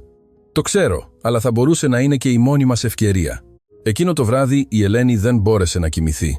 Το μυαλό της ήταν ένας ανεμοστρόβιλος ερωτήσεων, φόβων και δυνατοτήτων. Διάβασε τα έγγραφα που της είχε δώσει η γιαγιά της. Κάθε σελίδα αποκάλυπτε μια ιστορία διαφθοράς, χειραγώγησης και σκληρότητας που εκτεινόταν για δεκαετίες. Αλλά υπήρχε κάτι άλλο ανάμεσα στα χαρτιά. Κάτι που η γιαγιά της δεν είχε αναφέρει άμεσα. Μια επιστολή γραμμένη στα γερμανικά απευθυνόταν στον Αριστίδη Αλβανή από έναν Ευρωπαίο επιχειρηματικό συνεργάτη. Η επιστολή μιλούσε για μια μυστική συμφωνία, για χρήματα που μεταφέρθηκαν σε λογαριασμούς στο εξωτερικό, για πολιτικές χάρες που αγοράστηκαν και πωλήθηκαν. Η Ελένη μετέφρασε κάθε λέξη, νιώθοντας πως το παζλ άρχιζε να παίρνει μορφή. Οι Αλβανίδες δεν είχαν χτίσει την αυτοκρατορία τους μόνο με σκληρή δουλειά και επιχειρηματική οξύνια. Την είχαν χτίσει πάνω σε ψέματα, δωροδοκίες και την εκμετάλλευση ανθρώπων όπως η γιαγιά της. Το επόμενο πρωί, η Ελένη ετοιμάστηκε για τη συνάντηση με τη δημοσιογράφο. Πριν φύγει, η γιαγιά της την σταμάτησε. «Πάρε αυτό μαζί σου». Της έδωσε ένα μικρό ασημένιο μενταγιόν. «Ήταν της μητέρας σου. Και εκείνη είχε το θάρρος σου. Η Ροζαλία πέθανε νέα, αλλά έζησε χωρίς φόβο. Θέλω να το θυμάσαι σήμερα». Η Ελένη αγκάλιασε τη γιαγιά της σφιχτά, νιώθοντας την ευθραυστότητα του σώματός της, αλλά και τη δύναμη του πνεύματός της. «Θα επιστρέψω σύντομα, γιαγιά. Σου το υπόσχομαι. Ξέρω ότι θα το κάνεις, παιδί μου. Αλλά αν κάτι πάει στραβά, θέλω να ξέρεις ότι είμαι περήφανη για σένα. Πάντα ήμουνα, από τη μέρα που γεννήθηκες. Το καφέ, ελπίδα, ήταν ένα σεμνό μέρος σε μια ήσυχη γωνιά της πόλης. Μικρά τραπέζια, τείχη διακοσμημένη με παλιές φωτογραφίες, η μυρωδιά του φρεσκοκομμένου καφέ να πλανάται στον αέρα. Η Κατερίνα Παύλου έφτασε ακριβώς στην ώρα της. Ήταν μια γυναίκα γύρω στα 40, με σκούρα μαλλιά, δεμένα σε ένα πρακτικό σινιόν και μάτια που φαινόταν να αναλύουν τα πάντα. Γύρω της ήταν ντυμένη απλά αλλά επαγγελματικά και κρατούσε μια δερμάτινη τσάντα φθαρμένη από τη χρήση. Δεσποινής Κρυστάλλη κάθισε απέναντι από την Ελένη χωρίς προλόγους. «Ευχαριστώ που ήρθατε. Πριν μιλήσουμε για οτιδήποτε, πρέπει να ξέρω πώς μάθατε για ό,τι συνέβη». Η Κατερίνα χαμογέλασε ελαφρά. «Έχω μια πηγή μέσα στον Χρυσό Αστέρα. Κάποιος που είδε όλα όσα συνέβησαν εκείνη τη νύχτα και που έχει κουραστεί πολύ να βλέπει πώς συμπεριφέρονται οι Αλβανίδες στους ανθρώπους». «Ποιος?» «Αυτό δεν μπορώ να το αποκαλύψω. Προστασία πηγών. Αλλά αυτό που μπορώ να σας πω είναι ότι δεν είναι η πρώτη φορά που ο μακάριος Αλβανής ταπεινώνει υπαλλήλους με αυτόν τον τρόπο. Και ούτε είναι η πρώτη φορά που καταστρέφει τη ζωή κάποιου που τολμά να τον αμφισβητήσει». Η Κατερίνα άνοιξε την τσάντα της και έβγαλε έναν φάκελο. «Ερευνώ τον όμιλο Αλβανή εδώ και 3 χρόνια. Έχω μαρτυρίες από άδικα απολυμένους πρώην υπαλλήλους, από ανταγωνιστές που καταστράφηκαν από παράνομες τακτικές, από δημόσιους λειτουργούς που δωροδοκήθηκαν για να ευνοήσουν τις επιχειρήσεις τους. Αλλά ποτέ δεν μπόρεσα να δημοσιεύσω τίποτα γιατί κάθε φορά που πλησιάζω πολύ, κάποιος με απειλεί ή οι πηγές μου εξαφανίζονται. Εξαφανίζονται, όχι κυριολεκτικά, αλλά ξαφνικά αλλάζουν γνώμη, μετακομίζουν πόλη, αποφασίζουν ότι δεν θέλουν να μιλήσουν άλλο. Η δύναμη των Αλβανίδων φτάνει πολύ μακριά, Δεσποινής Κρυστάλλη, πιο μακριά από ό,τι φαντάζεστε». Η Ελένη σκέφτηκε τα έγγραφα που της είχε δώσει η γιαγιά της, τα γράμματα, τα συμβόλαια, τα μυστικά δεκαετιών. «Γιατί ψάχνετε εμένα? Γιατί εσείς κάνατε κάτι που κανείς άλλος δεν έχει κάνει? Τον αντιμετωπίσατε δημόσια. Και όχι μόνο αυτό, τον αντιμετωπίσατε στη δική του γλώσσα. Κυριολεκτικά, αυτό σας καθιστά σύμβολο και τα σύμβολα είναι ισχυρά. Δεν θέλω να είμαι σύμβολο. Θέλω απλώς να προστατεύσω την οικογένειά μου. Το καταλαβαίνω αυτό. Αλλά μερικές φορές, ο καλύτερος τρόπος για να προστατεύσουμε την οικογένειά μας είναι να εκθέτουμε αυτούς που μας απειλούν». Η Κατερίνα έσκυψε προς τα εμπρός. «Δεσποινής Κρυστάλλη, ετοιμάζω ένα ρεπορτάζ που θα μπορούσε να καταστρέψει τους Αλβανίδες, αλλά χρειάζομαι περισσότερα στοιχεία. Σταθερά στοιχεία που δεν μπορούν να διαψεύσουν ή να αγοράσουν. Έχετε κάτι τέτοιο?» Η Ελένη δίστασε. Το να εμπιστευτεί μια άγνωστη ήταν ρυψοκίνδυνο, αλλά το να συνεχίσει μόνη της εναντίον των Αλβανίδων ήταν αυτοκτονία. «Έχω έγγραφα», είπε τελικά. «Έγγραφα που φύλαξε η γιαγιά μου για δεκαετίες. Συμβόλαια, γράμματα, συμφωνίες που αποδεικνύουν παράνομες δραστηριότητες». Τα μάτια της Κατερίνας έλαμψαν από ενδιαφέρον. «Τι είδους δραστηριότητες? Δωροδοκίες, φοροδιαφυγή, συμφωνίες με άτομα που λειτουργούσαν εκτός νόμου. Όλα μεταφρασμένα και τεκμηριωμένα από τη γιαγιά μου όταν δούλευε για τον Αριστίδη Αλβανή. Η γιαγιά σας δούλεψε για τους Αλβανίδες για 5 χρόνια και όταν πέθανε ο Αριστίδης, ο Μακάριος την απογύμνωσε από όλα όσα της αναλογούσαν νομικά». Η Κατερίνα ακούμπησε στην καρέκλα της, επεξεργαζόμενη την πληροφορία. «Αυτό είναι μεγαλύτερο από ό,τι νόμιζα. Πολύ μεγαλύτερο. Υπάρχει και κάτι άλλο. Η Ελένη πήρε μια βαθιά ανάσα. Ο Μακάριος σχεδιάζει να αγοράσει το νοσοκομείο Άγιος Γεώργιος. Θέλει να κλείσει τα τμήματα που εξυπηρετούν ασθενείς χωρίς πόρους. Η γιαγιά μου λαμβάνει θεραπεία εκεί. Έχετε αποδείξεις γι' αυτό? Το άκουσα απευθείας από το στόμα του στα γερμανικά. Νόμιζε ότι κανείς δεν καταλάβαινε. Η Κατερίνα έβγαλε ένα κασετόφωνο από την τσάντα της. Θα ήσασταν πρόθυμοι να δώσετε μια ηχογραφημένη μαρτυρία. Να πείτε όλα όσα ξέρετε, συμπεριλαμβανομένων όσων σας είπε η γιαγιά σας.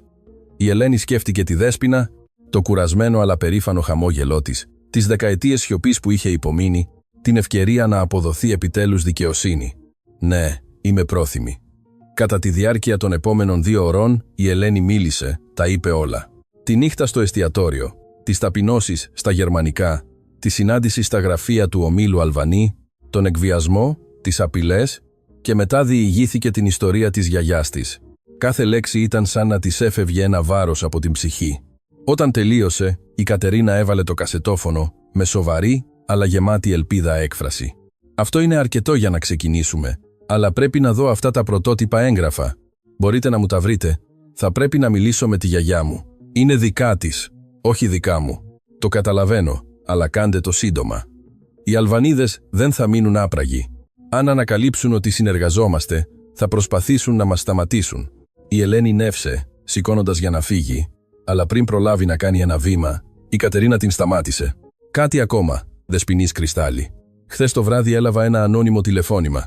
Κάποιος με προειδοποίησε να είμαι προσεκτική μαζί σας, ότι ήσασταν επικίνδυνοι, ασταθείς, ότι δεν μπορούσε κανείς να εμπιστευτεί τίποτα από όσα λέγατε. Το στομάχι της Ελένης ανατρίχιασε. Ποιος τηλεφώνησε? Δεν άφησε όνομα, αλλά αναγνώρισα τον αριθμό.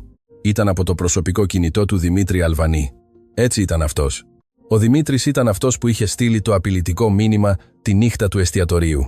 Ο Δημήτρης προσπαθούσε να την δυσφημίσει πριν προλάβει να υπερασπιστεί τον εαυτό της. «Και γιατί αποφασίσατε να συναντηθείτε μαζί μου έτσι κι αλλιώς?»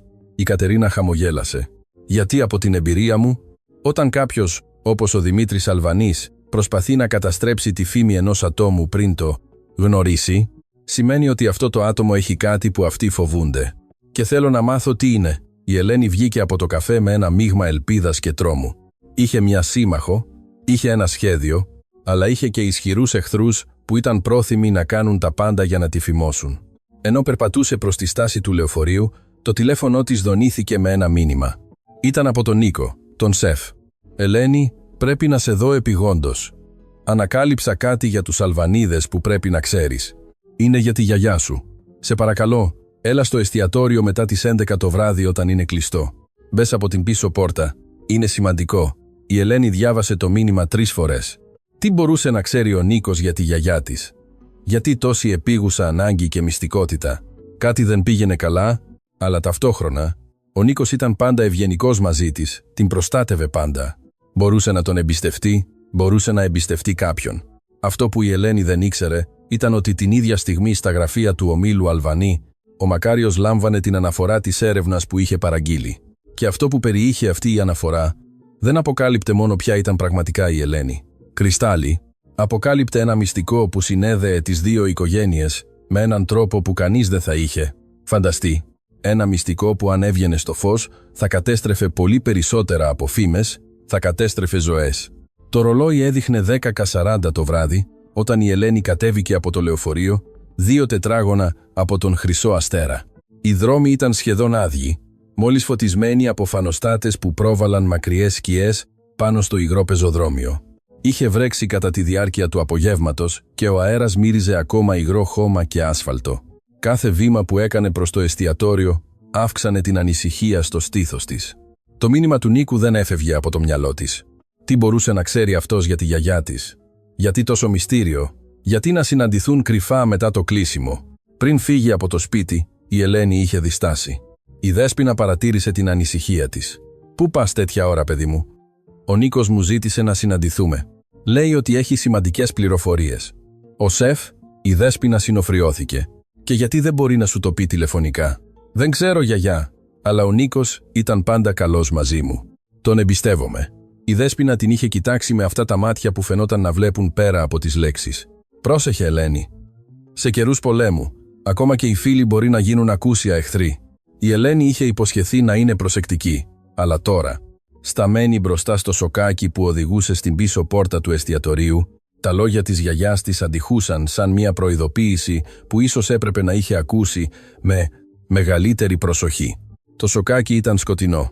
Το μόνο φως προερχόταν από μια λάμπα πάνω από την πίσω πόρτα που αναβόσβηνε κατά διαστήματα σαν να επρόκειτο να σβήσει. Η Ελένη περπάτησε αργά.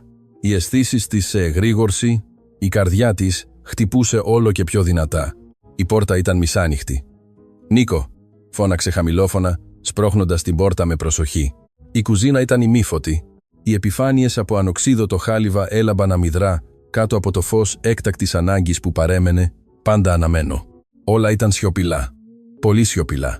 «Νίκο, είσαι εδώ». Ένας θόρυβος στα δεξιά της την έκανε να στραφεί απότομα. Μια φιγούρα αναδύθηκε από τις σκιές, αλλά δεν ήταν ο Νίκος, ήταν ο Δημήτρης Αλβανής.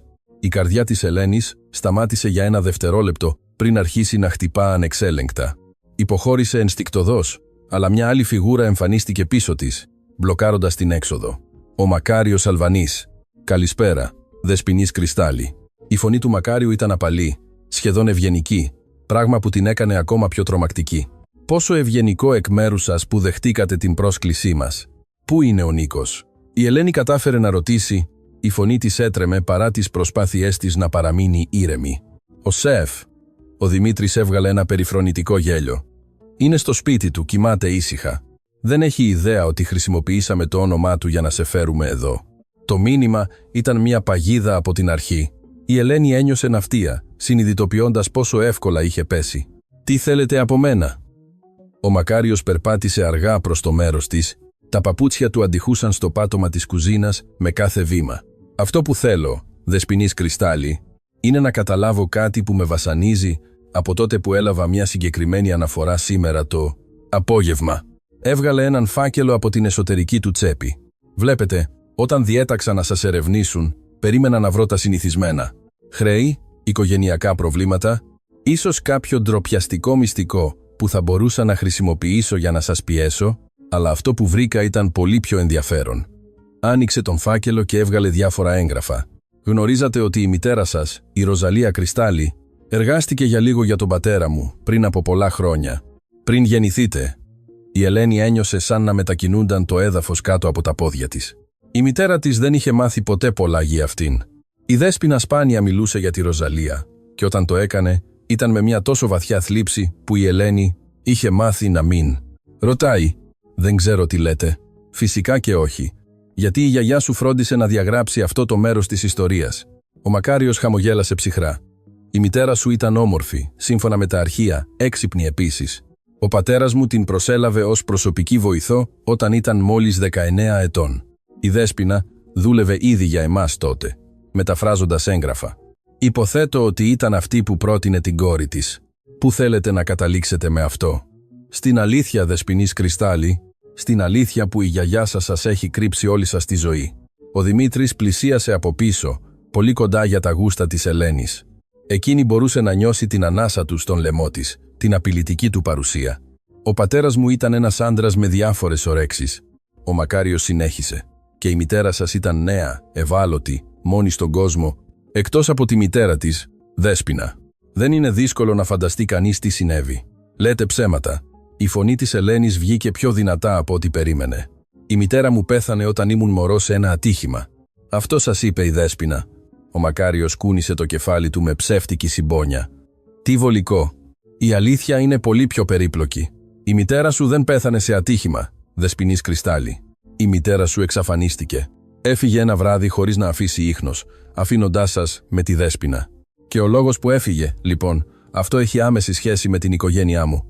Η Ελένη ένιωσε ότι ο κόσμος γυρνούσε γύρω της. Η μητέρα της δεν είχε πεθάνει. Η Δέσποινα της είχε πει ψέματα όλη της τη ζωή. «Δεν σας πιστεύω», είπε, αν και η φωνή της δεν ακουγόταν πλέον τόσο σίγουρη. «Δεν χρειάζεται να με πιστέψετε. Μπορείτε να ρωτήσετε τη γιαγιά σας απευθείας, αλλά πριν το κάνετε, επιτρέψτε μου να σας δείξω κάτι άλλο». Έβγαλε μια φωτογραφία από τον φάκελο. Ήταν παλιά, κυτρινισμένη από τον χρόνο. Σε αυτήν εμφανιζόταν μια νεαρή, όμορφη γυναίκα, με μάτια που η Ελένη αναγνώρισε αμέσως γιατί τα έβλεπε κάθε μέρα στον καθρέφτη. Η μητέρα της, αλλά δεν ήταν μόνη στη φωτογραφία. Δίπλα της, με το χέρι γύρω από τους ώμους της, ήταν ένας άντρας που η Ελένη αναγνώρισε επίσης. Ο Αριστίδης Αλβανής, ο πατέρας του Μακάριου. Η μητέρα σου και ο πατέρας μου είχαν μία σχέση, Δεσποινής Κρυστάλλη, μία σχέση που κράτησε σχεδόν 2 χρόνια. Και όταν τελείωσε λοιπόν, ας πούμε ότι οι συνέπειες ήταν μόνιμες. Το νόημα των λόγων του χρειάστηκε μια στιγμή για να διεισδύσει στο μυαλό της Ελένης. Όταν το έκανε, ένιωσε σαν να της είχαν ξεριζώσει την καρδιά από το στήθος. «Όχι», ψιθύρισε.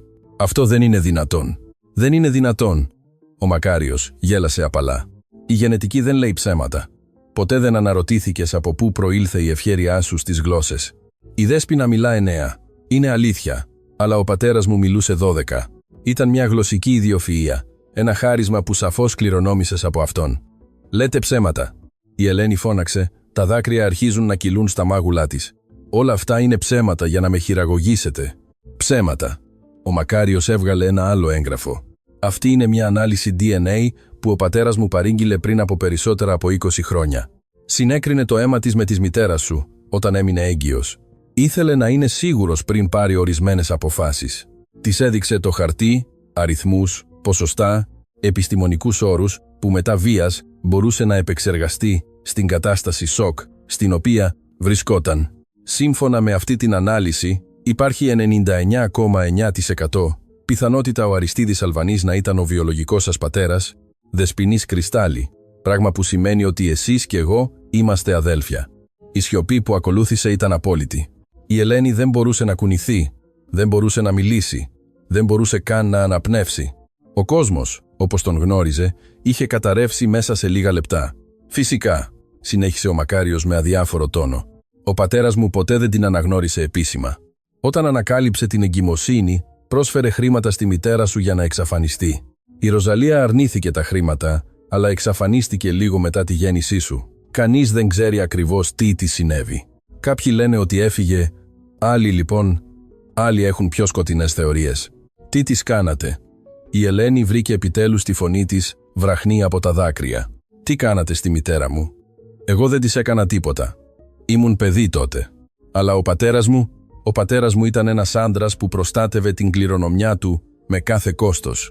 Ένα παράνομο παιδί, ειδικά μια κόρη, θα ήταν σκάνδαλο, μια κοιλίδα στην τέλεια φήμη του». Ο Δημήτρης μίλησε για πρώτη φορά από τότε που είχε αποκαλύψει την παρουσία του. Το ηρωνικό είναι ότι όλα αυτά τα χρόνια η παράνομη κόρη του παππού μου σέρβιρε τραπέζια σε εστιατόρια, καθάριζε σπίτια, επιβίωνε με ψίχουλα. Ενώ εμείς κληρονομήσαμε όλα όσα τεχνικά ανήκουν και σε εσένα. «Σκάσε, Δημήτρη». Ο Μακάριος τον κοίταξε προειδοποιητικά. «Δεν είμαστε εδώ για να συζητήσουμε κληρονομιές». «Τότε γιατί είμαστε εδώ?» ρώτησε η Ελένη, σκουπίζοντας τα δάκρυά της με οργή. «Για να με βασανίσετε με μυστικά του παρελθόντος, για να δείτε πώς καταραίω. Είμαστε εδώ για να σου κάνουμε μια συμφωνία». Ο Μακάριος έβαλε τα έγγραφα στον φάκελο. «Τώρα που ξέρεις την αλήθεια, έχεις 2 επιλογές. Η πρώτη, κρατάς σιωπή για όλα, για όσα άκουσες στο εστιατόριο, για τα σχέδια του νοσοκομείου, για αυτά τα έγγραφα. Σε αντάλλαγμα, θα φροντίσω ώστε η γιαγιά σου να λάβει την καλύτερη δυνατή ιατρική περίθαλψη χωρίς κόστος και εσύ θα λάβεις ένα μηνιαίο ποσό που θα σου επιτρέψει να ζήσεις άνετα. Και η δεύτερη επιλογή είναι να συνεχίσεις τη μικρή σου σταυροφορία δικαιοσύνης, να μιλήσεις με δημοσιογράφους, να προσπαθήσεις να με εκθέσεις. Αλλά αν επιλέξεις αυτό το μονοπάτι, όχι μόνο θα καταστρέψω τη ζωή σου και αυτή της γιαγιάς σου, αλλά θα φροντίσω επίσης να μάθει ο κόσμος ότι είσαι μια παράνομη Αλβανή που αναζητά μόνο χρήματα. Θα μετατρέψω την ιστορία σου από αγώνα σε ιστορία απληστίας. Και πίστεψέ με, έχω τους σπόρους να το κάνω». Η Ελένη τον κοίταξε επίμονα. Αυτός ο άντρας ήταν ο αδελφός της. Μοιράζονταν αίμα, μοιράζονταν έναν πατέρα, αλλά δεν μοιράζονταν τίποτα άλλο. Ήταν όλα όσα εκείνη απεχθανόταν, όλα όσα η γιαγιά της είχε διδάξει να απορρίπτει. «Γιατί?» ρώτησε απαλά. «Γιατί τόσο μίσος? Αν αυτά που λέτε είναι αλήθεια, είμαστε οικογένεια». Για πρώτη φορά, κάτι άλλαξε στην έκφραση του Μακάριου. Μια σκιά διέσχισε το πρόσωπό του. Κάτι που θα μπορούσε να ήταν πόνος ή δυσαρέσκεια. «Οικογένεια. Ο πατέρας μου πέρασε τα τελευταία του χρόνια αιμονικός μαζί σου, όχι με τα νόμιμα παιδιά του, όχι με την αυτοκρατορία που έχτισε, με την κόρη που είχε εγκαταλείψει. Πριν πεθάνει, μου ομολόγησε ότι το μεγαλύτερο λάθος της ζωής του ήταν που δεν σε αναγνώρισε Ότι εσύ ήσουν η αληθινή του κληρονόμος, όχι εγώ. Η πικρία στη φωνή του ήταν αισθητή. Οπότε μην μου μιλάτε για οικογένεια, Δεσποινής Κρυστάλλη. Μου κλέψατε την αγάπη του πατέρα μου χωρίς καν να το γνωρίζετε. Και τώρα θέλετε να μου κλέψετε όλα. Τα άλλα. Δεν θέλω τίποτα από εσάς. Η Ελένη είπε με σταθερότητα. Θέλω μόνο δικαιοσύνη για τη γιαγιά μου, για τη μητέρα μου, για όλους τους ανθρώπους που η οικογένειά σας έχει καταστρέψει. Τότε επέλεξες τη δεύτερη επιλογή. Ο Μακάριος έκανε ένα νεύμα και 2 άντρες εμφανίστηκαν από τις σκιές. Σωματοφύλακες από την εμφάνισή τους, μεγάλοι, εκφοβιστικοί, με κενές εκφράσεις επαγγελματιών συνηθισμένων σε δυσάρεστες δουλειές. Συνοδέψτε τη Δεσποινής Κρυστάλλη στο σπίτι της. Βεβαιωθείτε ότι καταλαβαίνει τις συνέπειες των αποφάσεών της. Η Ελένη ένιωσε τον πανικό να μεγαλώνει στο στήθος της. Τι θα της έκαναν? Τι θα έκαναν στη γιαγιά της? Αλλά πριν προλάβουν οι σωματοφύλακες να την αγγίξουν, μια φωνή αντίχησε από την πόρτα της κουζίνας. «Σταματήστε! Αστυνομία! Κανείς να μην κουνηθεί!» Τα φώτα άναψαν ξαφνικά, τυφλώνοντας στιγμιαία όλους. Η Ελένη ανοιγόκλεισε τα μάτια της προσπαθώντας να καταλάβει τι συνέβαινε. Αρκετοί αστυνομικοί έμπαιναν από διάφορες πόρτες, όπλα στα χέρια, φωνάζοντας εντολές, και πίσω τους, με έκφραση συγκρατημένου θριάμβου, ήταν η Κατερίνα Παύλου. «Τι στο διάολο είναι αυτό?» Ο Μακάριος βρυχήθηκε. «Αυτό, κύριε Αλβανή, είναι το τέλος της βασιλείας σας». Η Κατερίνα πλησίασε με ένα μικρόφωνο στο χέρι. «Όλα όσα μόλις είπατε καταγράφηκαν. Κάθε απειλή, κάθε ομολογία, κάθε λεπτομέρεια για το τι έκανε η οικογένειά σας στην Ροζαλία Κρυστάλλη. Αυτό είναι παράνομο. Δεν μπορείτε να ηχογραφείτε χωρίς τη συγκατάθεσή μου. Στην πραγματικότητα, μπορούμε. Όταν υπάρχει υποψία εγκληματικής δραστηριότητας, οι αρχές μπορούν να εγκρίνουν την παρακολούθηση. Και χάρη σε ορισμένα έγγραφα που λάβαμε σήμερα το πρωί, είχαμε περισσότερο από αρκετή υποψία». Ο Μακάριος γύρισε προς την Ελένη με δολοφονική οργή στα μάτια του. «Εσύ ήξερες ότι θα συμβεί αυτό?» «Όχι». Η Ελένη κούνησε το κεφάλι της τόσο έκπληκτη όσο και εκείνος. «Δεν ήξερα τίποτα. Αυτή λέει την αλήθεια». Η Κατερίνα παρενέβη. Η Ελένη δεν γνώριζε την επιχείρηση, αλλά κάποιος άλλος γνώριζε. Κάποιος που περίμενε χρόνια για να δει δικαιοσύνη. Πίσω από τους αξιωματικούς αναδύθηκε μια φιγούρα που έκανε την καρδιά της Ελένης να σταματήσει. Η κυρά Δέσποινα. Η γιαγιά της περπατούσε αργά, στηριζόμενη στο μπαστούνι της, αλλά με το κεφάλι ψηλά και τα μάτια της να λάμπουν με μια δύναμη που η Ελένη δεν είχε δει ποτέ. «Γιαγιά, πώς? Όταν έφυγες απόψε, ήξερα ότι κάτι δεν πήγαινε καλά». Η Δέσποινα μίλησε με καθαρή και σταθερή φωνή. «Τηλεφώνησα στη Δεσποινίδα Παύλου. Αυτή επικοινώνησε με τις αρχές. Και μαζί το ετοιμάσαμε αυτό». Πλησίασε τον Μακάριο, κοιτάζοντάς τον απευθείας στα μάτια, χωρίς ίχνος φόβου. «Για 25 χρόνια κράτησα σιωπή. Για 25 χρόνια κουβάλισα τον πόνο της απώλειας της κόρης μου εξαιτίας του πατέρα σου. Αλλά απόψε άκουσα όλα όσα είπες και τώρα ο κόσμος θα τα ακούσει επίσης». Ο Μακάριος Αλβανής για πρώτη φορά στη ζωή του δεν είχε λόγια. Οι αστυνομικοί άρχισαν να του περνούν χειροπέδες, ενώ αυτός φώναζε για δικηγόρους και μηνύσεις. Ο Δημήτρης προσπάθησε να διαφύγει, αλλά συνελήφθη πριν φτάσει στην πόρτα. Η Ελένη έτρεξε στη γιαγιά της, αγκαλιάζοντάς την σφιχτά. «Γιαγιά, είναι αλήθεια όλα όσα είπε για τη μητέρα μου. Για τον Αριστίδη». Η Δέσποινα την κράτησε, τα δάκρυα κυλούσαν στα ζαρωμένα μάγουλά της. «Είναι αλήθεια, παιδί μου. Όλα είναι αλήθεια. Και ήρθε η ώρα να μάθεις όλη την ιστορία». Έξω, οι σιρήνες περισσότερων περιπολικών φώτιζαν τη νύχτα. Μέσα, 2 γυναίκες αγκαλιάζονταν, ενώ δεκαετίες μυστικών επιτέλους έβλεπαν το φως.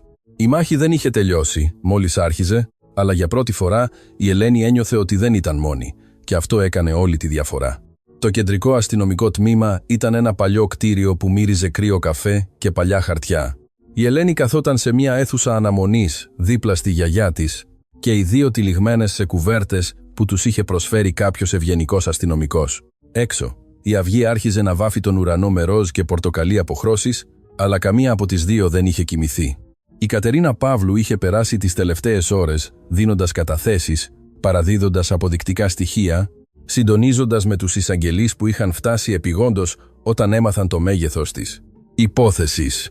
Ο Μακάριος και ο Δημήτρης Αλβανής βρίσκονταν σε ξεχωριστά κελιά, οι δικηγόροι τους εργάζονταν ήδη με φρενίτιδα για να επιτύχουν την απελευθέρωσή τους με εγγύηση, αλλά προς το παρόν ήταν πίσω από τα κάγκελα και αυτό ήταν αρκετό. «Γιαγιά, Η Ελένη επιτέλους έσπασε τη σιωπή που της είχε τυλίξει για ώρες. «Πρέπει να μάθω τα πάντα για τη μητέρα μου, για τον Αριστίδη, για το τι πραγματικά συνέβη». Η Δέσποινα έκλεισε τα μάτια της για μια στιγμή, σαν να συγκέντρωνε δυνάμεις από κάποιο βαθύ σημείο της ψυχής της. Όταν τα άνοιξε, υπήρχε σε αυτά ένα μείγμα πόνου και ανακούφισης που η Ελένη δεν είχε δει ποτέ. «Η μητέρα σου ήταν το φως της ζωής μου, Ελένη. Η Ροζαλία Κρυστάλλι είχε το ίδιο χαμόγελο με εσένα, την ίδια αποφασιστικότητα, την ίδια εσωτερική φωτιά. Όταν την κοίταζα, έβλεπα όλα τα καλά που μπορούσε να προσφέρει ο κόσμος». Η φωνή της έτρεμε, αλλά συνέχισε. «Είχα δουλέψει για τους Αλβανίδες για 3 χρόνια, όταν η Ροζαλία έγινε 19. Χρειαζόταν δουλειά και σκέφτηκα ότι μπορούσα να την προστατέψω αν δούλευε μαζί μου. Πόσο λάθος έκανα». Η Ελένη πήρε το χέρι της γιαγιάς της, νιώθοντας τα εύθραυστα κόκαλα κάτω από το ζαρωμένο δέρμα. Ο Αριστίδης την παρατήρησε από την πρώτη μέρα. Ήταν αδύνατο να μην την παρατηρήσει. Η Ροζαλία είχε αυτή την ικανότητα να φωτίζει οποιοδήποτε δωμάτιο έμπαινε. Στην αρχή σκέφτηκα ότι οι προσοχές του ήταν απλώς ευγένεια ενός εργοδότη προς μια νέα υπάλληλο, αλλά σύντομα συνειδητοποίησα ότι ήταν κάτι άλλο. Εκείνη τον αγαπούσε. Η Δέσποινα αναστέναξε βαθιά. Η Ροζαλία πίστευε ότι τον αγαπούσε και ίσως, με τον δικό του διεστραμμένο τρόπο, ο Αριστίδης την αγαπούσε και εκείνος. Αλλά η αγάπη ανδρών σαν κι αυτόν έρχεται πάντα με προϋποθέσεις, με όρια, με μυστικά. Σταμάτησε κοιτάζοντας προς το παράθυρο όπου ο ανατέλων ήλιος άρχιζε να φιλτράρει χρυσό φως. Όταν η Ροζαλία ανακάλυψε ότι ήταν έγκυος, ο Αριστίδης άλλαξε εντελώς. Ο γοητευτικός και προσεκτικός άντρας μετατράπηκε σε έναν ψυχρό, υπολογιστικό άνθρωπο. Της πρόσφερε χρήματα για να μην κάνει το μωρό. Η Ροζαλία αρνήθηκε. Της πρόσφερε περισσότερα χρήματα για να εξαφανιστεί, για να πάει μακριά και να μην επικοινωνήσει ποτέ με την οικογένεια Αλβανή. Η Ροζαλία αρνήθηκε και αυτό. Τι ήθελε αυτή? Την προστασία του, την νόμιμη θέση σου στον κόσμο. Ήταν αφελής η Ροζαλία μου. Νόμιζε ότι η αγάπη μπορούσε να νικήσει την υπερηφάνεια και τη φιλοδοξία ενός άντρα σαν κι αυτόν. Τα δάκρυα άρχισαν να κυλούν στα μάγουλα της Δέσποινας. Η σύζυγος του Αριστίδη, η Ευθαλία, ανακάλυψε την αλήθεια λίγο μετά τη γέννησή σου. Δεν ξέρω πώς το έμαθε, αλλά το έκανε. Και η Ευθαλία ήταν μια γυναίκα με ισχυρό χαρακτήρα. Έθεσε ένα τελεσίγραφο στον Αριστίδη. Ή η Ροζαλία θα εξαφανιζόταν από τη ζωή τους για πάντα, ή αυτή θα τον κατέστρεφε δημόσια, θα κατέστρεφε τη φήμη του, την επιχείρησή του, όλα όσα είχε χτίσει. Και τι έκανε? Επέλεξε την αυτοκρατορία του πάνω από την κόρη του, πάνω από εσένα. Είπε στη Ροζαλία ότι έπρεπε να φύγει, ότι δεν θα μπορούσε ποτέ να επικοινωνήσει μαζί του, ότι δεν θα μπορούσε ποτέ να αποκαλύψει ποιος ήταν ο πατέρας του μωρού της. Της πρόσφερε ένα σημαντικό ποσό χρημάτων, αρκετό για να ξεκινήσει μια νέα ζωή σε άλλη χώρα. Η Ελένη ένιωσε έναν κόμπο στο λαιμό της. Αλλά είπατε ότι αρνήθηκε τα χρήματα. Το αρνήθηκε. Η Ροζαλία είχε υπερηφάνεια, Ελένη. Υπερηφάνεια για το δικό της καλό. Είπε ότι δεν ήθελε τίποτα από έναν άντρα που ήταν ικανός να εγκαταλείψει το ίδιο του το αίμα, ότι προτιμούσε να μεγαλώσει την κόρη της στην φτώχεια, παρά να δεχτεί ψίχουλα από κάποιον χωρίς τιμή. Η Δέσποινα έκανε μια παύση. Η αναπνοή της έγινε πιο δύσκολη. Μια εβδομάδα μετά από αυτή τη συζήτηση, η Ροζαλία εξαφανίστηκε. Η καρδιά της Ελένης σταμάτησε. Εξαφανίστηκε. Τι εννοείται εξαφανίστηκε? Ακριβώς αυτό. Ένα βράδυ, αφού σε άφησε να κοιμηθείς στην κούνια σου, έφυγε από το διαμέρισμα λέγοντας ότι θα πήγαινε να αγοράσει γάλα. Ποτέ δεν επέστρεψε. Την έψαξες? Την έψαξα για χρόνια, Ελένη. Πήγα στην αστυνομία, προσέλαβα ιδιωτικούς ερευνητές με τα λιγοστά χρήματα που είχα. Έβαλα αφίσες σε όλη την πόλη. Κανείς δεν βρήκε τίποτα. Ήταν σαν να την είχε καταπιεί η γη. Η Ελένη ένιωσε ότι ο αέρας δεν έφτανε στους πνεύμονές της. Πιστεύετε ότι ο Αριστίδης είχε κάτι να κάνει? Η Δέσποινα χρειάστηκε μια στιγμή για να απαντήσει. Για πολύ καιρό δεν ήθελα να το πιστέψω. Δεν ήθελα να σκέφτομαι ότι ο άντρας που η κόρη μου είχε ερωτευτεί ήταν ικανός για κάτι τέτοιο. Αλλά με τα χρόνια, καθώς έβλεπα πώς οι Αλβανίδες κατέστρεφαν όποιον στεκόταν στο δρόμο τους, άρχισα να έχω αμφιβολίες. Αμφιβολίες που μετατράπηκαν σε υποψίες. Υποψίες που μετατράπηκαν σε βεβαιότητα. Γιατί δεν μου το είπες ποτέ? Γιατί ήθελα να σε προστατεύσω. Η Δέσποινα πήρε το πρόσωπο της Ελένης στα χέρια της. Αν ήξερες την αλήθεια, θα έψαχνες τους Αλβανίδες. Θα απαιτούσες απαντήσεις και αυτοί θα σε είχαν καταστρέψει όπως κατέστρεψαν όλους τους άλλους. Προτίμησα να πιστέψεις ότι η μητέρα σου πέθανε σε ατύχημα. Τουλάχιστον έτσι μπορούσες να έχεις ειρήνη. Ειρήνη! Η Ελένη σηκώθηκε απότομα. Η απογοήτευση και ο πόνος αναμειγνύονταν στη φωνή της. Πιστεύετε ότι έζησα ειρηνικά, πιστεύοντας ότι η μητέρα μου ήταν νεκρή? Πιστεύετε ότι δεν πονούσε κάθε γιορτή χωρίς αυτήν? Κάθε γενέθλια, κάθε σημαντική στιγμή της ζωής μου όπου θα έπρεπε να ήταν? Το ξέρω, παιδί μου, το ξέρω και λυπάμαι. Λυπάμαι που σου είπα ψέματα. Λυπάμαι που δεν ήμουν πιο δυνατή, πιο γενναία. Λυπάμαι για τα πάντα. Η Ελένη κοίταξε τη γιαγιά της. Αυτή τη γυναίκα που είχε θυσιάσει τα πάντα για να την μεγαλώσει, που είχε δουλέψει μέχρι να αρρωστήσει για να της δώσει ένα μέλλον, που είχε κουβαλήσει αδύνατα μυστικά για δεκαετίες. Και παρά τον πόνο, παρά την προδοσία που ένιωθε, δεν μπορούσε να τη μισήσει. Γονάτισε μπροστά της, παίρνοντας ξανά τα χέρια της. «Σε συγχωρώ, γιαγιά, αλλά πρέπει να ξέρω ένα πράγμα ακόμα. Πιστεύεις ότι η μητέρα μου είναι ακόμα ζωντανή?» Η Δέσποινα την κοίταξε με μάτια γεμάτα μια ελπίδα που είχε κρατήσει κρυμμένη για χρόνια. «Δεν ξέρω, Ελένη, αλλά ποτέ δεν βρήκαν σώμα. Ποτέ δεν υπήρξαν αποδείξεις ότι ήταν νεκρή. Και υπάρχει κάτι που ποτέ δεν σου είπα, γιατί δεν ήθελα να σου δώσω ψεύτικες ελπίδες». «Τι?» «Πριν από 5 χρόνια έλαβα μια επιστολή. Χωρίς αποστολέα, χωρίς υπογραφή, έγραφε μόνο «Είναι καλά, μην την ψάχνετε». Ήταν γραμμένη στα γαλλικά. Η Ελένη ένιωσε ένα ρίγος να διαπερνά την πλάτη της. Γαλλικά. Γιατί στα γαλλικά? Η Ροζαλία μιλούσε τέλεια γαλλικά. Της το δίδαξα όταν ήταν παιδί, όπως σου δίδαξα και σένα. Ήταν η μυστική μας γλώσσα, αυτή που χρησιμοποιούσαμε όταν δεν θέλαμε κανείς άλλος να καταλάβει. Κρατήσατε την επιστολή. Είναι στον δερμάτινο φάκελο μαζί με όλα τα άλλα έγγραφα. Η πόρτα της αίθουσας άνοιξε και η Κατερίνα Παύλου μπήκε, φαινόταν εξαντλημένη, αλλά ικανοποιημένη. «Κυρίες, έχουμε νέα. Ο εισαγγελέας αποφάσισε να απαγγείλει επίσημες κατηγορίες εναντίον του Μακάριου και του Πριμακύλα, Δημήτρη Αλβανή. Εκβιασμός, απειλές και ερευνούμε πιθανές συνδέσεις με την εξαφάνιση της Ροζαλίας Κρυστάλλι». Η Ελένη σηκώθηκε αμέσως. «Μπορούν να το ερευνήσουν αυτό. Μετά από τόσα χρόνια, δεν υπάρχει παραγραφή για ορισμένα εγκλήματα Δεσποινής Κρυστάλλι. Και με τις ηχογραφημένες ομολογίες της προηγούμενης νύχτας, έχουμε αρκετά για να επανανοίξουμε την υπόθεση της μητέρας σας». Η Δέσποινα έβγαλε ένα συγκρατημένο αναφιλητό. «Πραγματικά, μετά από όλο αυτό τον καιρό, πραγματικά, κυρία μου». Η Κατερίνα πλησίασε βάζοντας ένα απαλό χέρι στον ώμο της ηλικιωμένης. «Αλλά χρειαζόμαστε την πλήρη συνεργασία σας. Όλα τα έγγραφα, όλα τα γράμματα, όλα όσα έχετε φυλαγμένα. Θα τα έχετε». Η Δέσποινα νεύσε. «Όλα, κάθε χαρτί, κάθε φωτογραφία, κάθε ανάμνηση. Αν αυτό βοηθήσει να βρω τη Ροζαλία μου, θα τα παραδώσω χωρίς δισταγμό». Η Κατερίνα κοίταξε την Ελένη με σοβαρή έκφραση. «Υπάρχει κάτι άλλο που πρέπει να ξέρετε». Κατά την ανάκριση, ο Δημήτρης άρχισε να μιλάει. Φαίνεται ότι θέλει να διαπραγματευτεί μια μείωση της ποινής του με αντάλλαγμα πληροφορίες. Τι είδους πληροφορίες? Λέει ότι ξέρει τι συνέβη πραγματικά στην Ροζαλία Κρυστάλλι. Λέει ότι ο παππούς του, Αριστίδης, του είπε την αλήθεια πριν πεθάνει και ότι ο Μακάριος το ξέρει επίσης, αλλά ποτέ δεν το έχει παραδεχτεί. Ο κόσμος φάνηκε να σταματάει. Η Ελένη ένιωσε τα γόνατά της να αδυνατίζουν. «Ο Δημήτρης ξέρει που είναι η μητέρα μου. Δεν είμαστε σίγουροι ακόμα. Μπορεί να λέει ψέματα για να πάρει καλύτερη συμφωνία, αλλά οι εισαγγελείς θα τον ανακρίνουν πιο ενδελεχώς. Αν υπάρχει αλήθεια σε αυτό που λέει, θα τη βρούμε».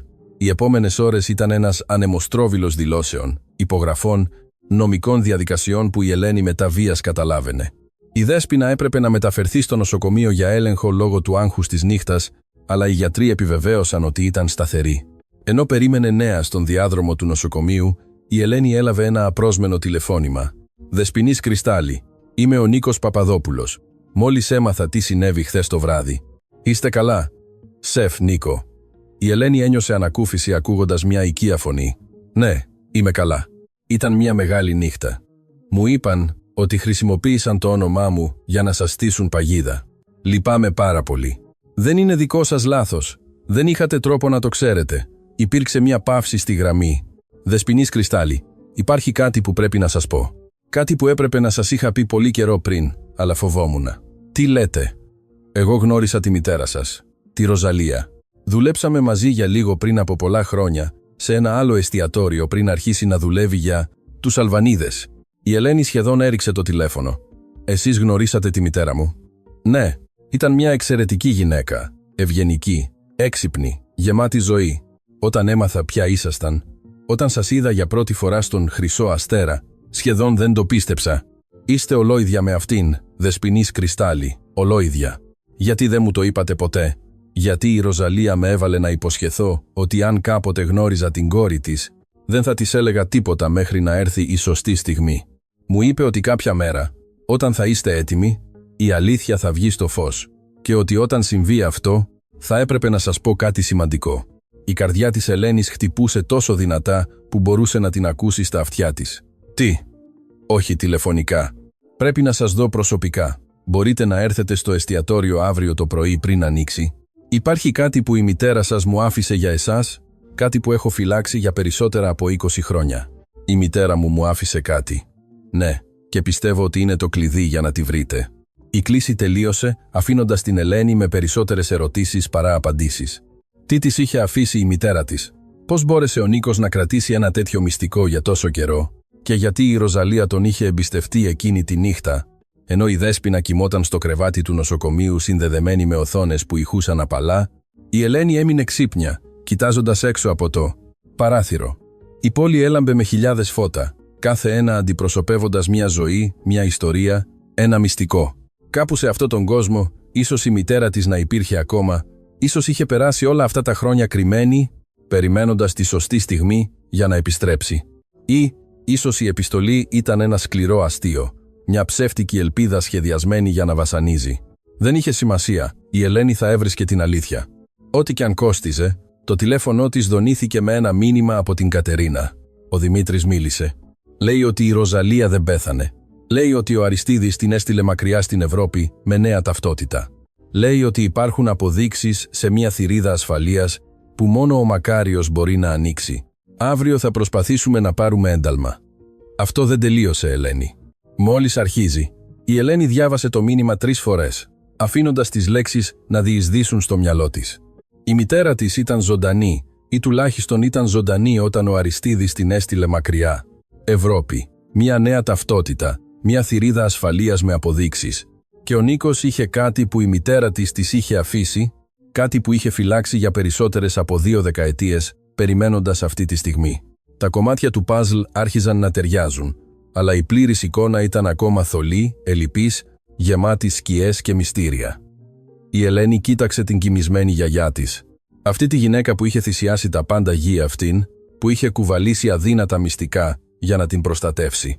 «Θα τη βρω, γιαγιά», ψιθύρισε στο σκοτάδι. «Θα βρω τη μαμά, σου το υπόσχομαι».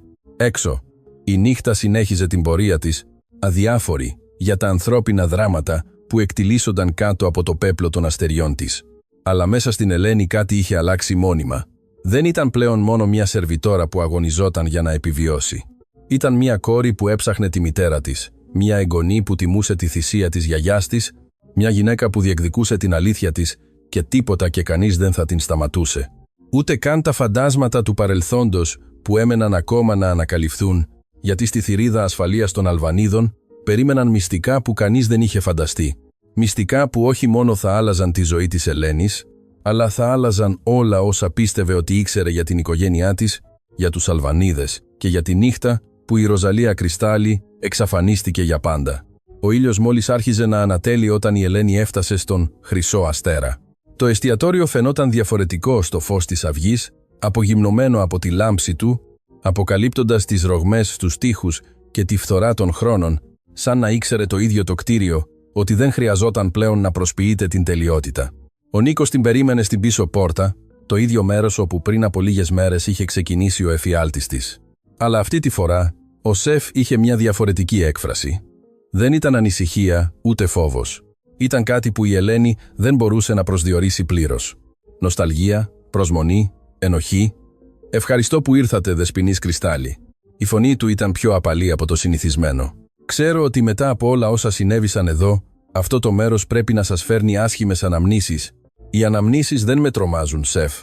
Αυτό που με τρομάζει είναι να μην ξέρω την αλήθεια». Ο Νίκος νεύσε αργά και την οδήγησε μέσα. Διέσχισαν την άδεια κουζίνα μέχρι που έφτασαν σε ένα μικρό δωμάτιο στο πίσω μέρος που η Ελένη δεν είχε προσέξει ποτέ. Ήταν μόλις μια αποθήκη γεμάτη σκονισμένα κουτιά και παλιά σκεύη. «Δούλεψα εδώ για 32 χρόνια». Ο Νίκος μίλησε ενώ μετακινούσε κουτιά. Πολύ πριν οι Αλβανίδες αγοράσουν αυτό το μέρος, πολύ πριν γεννηθείτε εσείς. Στάθηκε μπροστά σε ένα σκουριασμένο μεταλλικό κουτί, κρυμμένο πίσω από σακιά αλεύρι. Όταν γνώρισα τη μητέρα σας, ήμουν μόλις ένας βοηθός μάγειρα. Η Ροζαλία ερχόταν μερικές φορές με τη Δέσποινα, ενώ εκείνη έκανε μεταφράσεις για έναν επιχειρηματία που διπνούσε εδώ. Τακτικά. Η μητέρα σας ήταν εξαιρετική. Είχε αυτό το φως που έχουν κάποιοι άνθρωποι, αυτή την ικανότητα να κάνει όλους γύρω της να νιώθουν ξεχωριστοί. Ήσασταν κοντά. Ήμασταν φίλοι. Καλοί φίλοι. Η Ροζαλία δεν είχε κανέναν άλλον εκτός από τη Δέσποινα. Κι εγώ λοιπόν. Κι εγώ ήμουν μόνος στον κόσμο. Καταλαβαίνόμασταν επίσης. Ο Νίκος άνοιξε το μεταλλικό κουτί με ένα μικρό κλειδί που φορούσε στον λαιμό του. Μέσα υπήρχε ένα πακέτο τυλιγμένο σε ύφασμα, κυτρινισμένο από το πέρασμα του χρόνου. Τη νύχτα πριν εξαφανιστεί η Ροζαλία, ήρθε να με δει. Ήταν τρομαγμένη, αλλά και αποφασισμένη. Μου είπε ότι έπρεπε να φύγει, ότι δεν μπορούσε να μου εξηγήσει γιατί, αλλά ότι χρειαζόταν να μου ζητήσει μια χάρη. Τα χέρια του Νίκου έτρεμαν, καθώς ξετύλιγε το πακέτο. Μου έδωσε αυτό, με έβαλε να ορκιστώ ότι θα το φύλαγα μέχρι η κόρη της να ήταν έτοιμη να το λάβει. Μου είπε: «Όταν η Ελένη γίνει δυνατή, όταν ο κόσμος δεν θα μπορεί πλέον να την αγνοήσει, τότε θα ξέρει ότι είναι η στιγμή». Μέσα στο πακέτο υπήρχαν 3 αντικείμενα. Μια σφραγισμένη επιστολή με κόκκινο κερί, μια μικρή φωτογραφία και ένα διαβατήριο. Η Ελένη πήρε πρώτα τη φωτογραφία. Σε αυτήν εμφανιζόταν η Ροζαλία, εμφανώς έγκυος, χαμογελώντας στην κάμερα με ένα χέρι στην κοιλιά της. Πίσω από τη φωτογραφία, με κομψή γραφή ήταν γραμμένο: «Για την Ελένη μου, τη μέρα που ήξερα ότι θα είσαι το μεγαλύτερό μου δώρο». Τα δάκρυα άρχισαν να κυλούν πριν η Ελένη προλάβει να τα σταματήσει. Το διαβατήριο. Ο Νίκος έδειξε το έγγραφο. «Κοίταξε το». Η Ελένη το άνοιξε με τρεμάμενα χέρια. Ήταν ένα γαλλικό διαβατήριο. Και το όνομα που εμφανιζόταν δεν ήταν Ροζαλία Κρυστάλλι. Ήταν Μαγκίε Λόγκαν. Η μητέρα της είχε ψεύτικη ταυτότητα. «Η Ροζαλία», εξήγησε ο Νίκος, «το είχε πάρει μήνες πριν εξαφανιστεί. Πιστεύω ότι σχεδίαζε να διαφύγει, να ξεκινήσει μια νέα ζωή μακριά από τους Αλβανίδες. Αλλά τότε, αν τα είχε όλα έτοιμα, γιατί δεν με πήρε μαζί της? Αυτό, Δεσποινής Κρυστάλλι, πιστεύω ότι το εξηγεί η επιστολή». Η Ελένη κοίταξε τον σφραγισμένο φάκελο. Τα χέρια της έτρεμαν τόσο που μετά βίας μπορούσε να τον κρατήσει. Όλη της η ζωή, όλες οι αναπάντητες ερωτήσεις, όλα τα κενά της καρδιάς της. Ίσως οι απαντήσεις ήταν εκεί, σε αυτό το κυτρινισμένο χαρτί που περίμενε να διαβαστεί. Έσπασε τη σφραγίδα με προσοχή, σαν ο φάκελος να μπορούσε να αποσυντεθεί ανα πάσα στιγμή. Μέσα υπήρχαν πολλά φύλλα γραμμένα με τη γραφή της μητέρας της, την ίδια γραφή που είχε δει στην επιστολή που φύλαγε η Δέσποινα, τη γραφή της Ροζαλίας. Η Ελένη άρχισε να διαβάζει δυνατά, χρειάζεται να ακούσει τα λόγια της μητέρας της να γεμίζουν τη σιωπή. «Αγαπημένη μου Ελένη, αν διαβάζεις αυτό, σημαίνει ότι η στιγμή έφτασε, σημαίνει ότι είσαι δυνατή, ότι είσαι γενναία, ότι είσαι όλα όσα πάντα ήξερα ότι θα γίνεις. Υπάρχουν τόσα πολλά πράγματα που θα ήθελα να σου είχα πει αυτοπροσώπως, τόσες πολλές αγκαλιές που θα ήθελα να σου είχα δώσει, τόσες πολλές νύχτες που θα ήθελα να ήμουν εκεί για να σε παρηγορήσω όταν έκλαιγες. Αλλά η ζωή με ανάγκασε να επιλέξω και επέλεξα την ασφάλειά σου πάνω από την ευτυχία μου. Ο Αριστίδης Αλβανής είναι ο πατέρας σου. Δεν ξέρω αν το ξέρεις ήδη όταν το διαβάσεις αυτό, αλλά πρέπει να το καταλάβεις από τη δική μου οπτική. Τον αγάπησα, Ελένη, τον αγάπησα με όλη μου την αφελής καρδιά και εκείνος με τον δικό του τρόπο με αγάπησε κι αυτός. Αλλά η αγάπη ανδρών σαν κι αυτόν έχει πάντα όρια και αυτά τα όρια είναι η δύναμη και τα χρήματα. Όταν έμεινα έγκυος, ο Αριστίδης μου πρόσφερε χρήματα για να εξαφανιστώ. Αρνήθηκα. Ήθελα να σε αναγνωρίσει, να σου δώσει τη θέση σου. Ήμουν ανόητη να πιστέψω ότι η αγάπη του ήταν πιο δυνατή από τη φιλοδοξία του. Τότε η σύζυγός του, η Ευθαλία, ανακάλυψε τα πάντα και αυτή δεν ήταν σαν τον Αριστίδη. Ήταν επικίνδυνη. Με απείλησε ευθέως. Μου είπε ότι αν δεν εξαφανιζόμουν, θα φρόντιζε να σου συμβεί κάτι κακό στο μωρό μου, στην Ελένη μου. Δεν μπορούσα να ρισκάρω, δεν μπορούσα να σε βάλω σε κίνδυνο. Έτσι έκανα μια συμφωνία. Θα έφευγα, θα εξαφανιζόμουν για πάντα.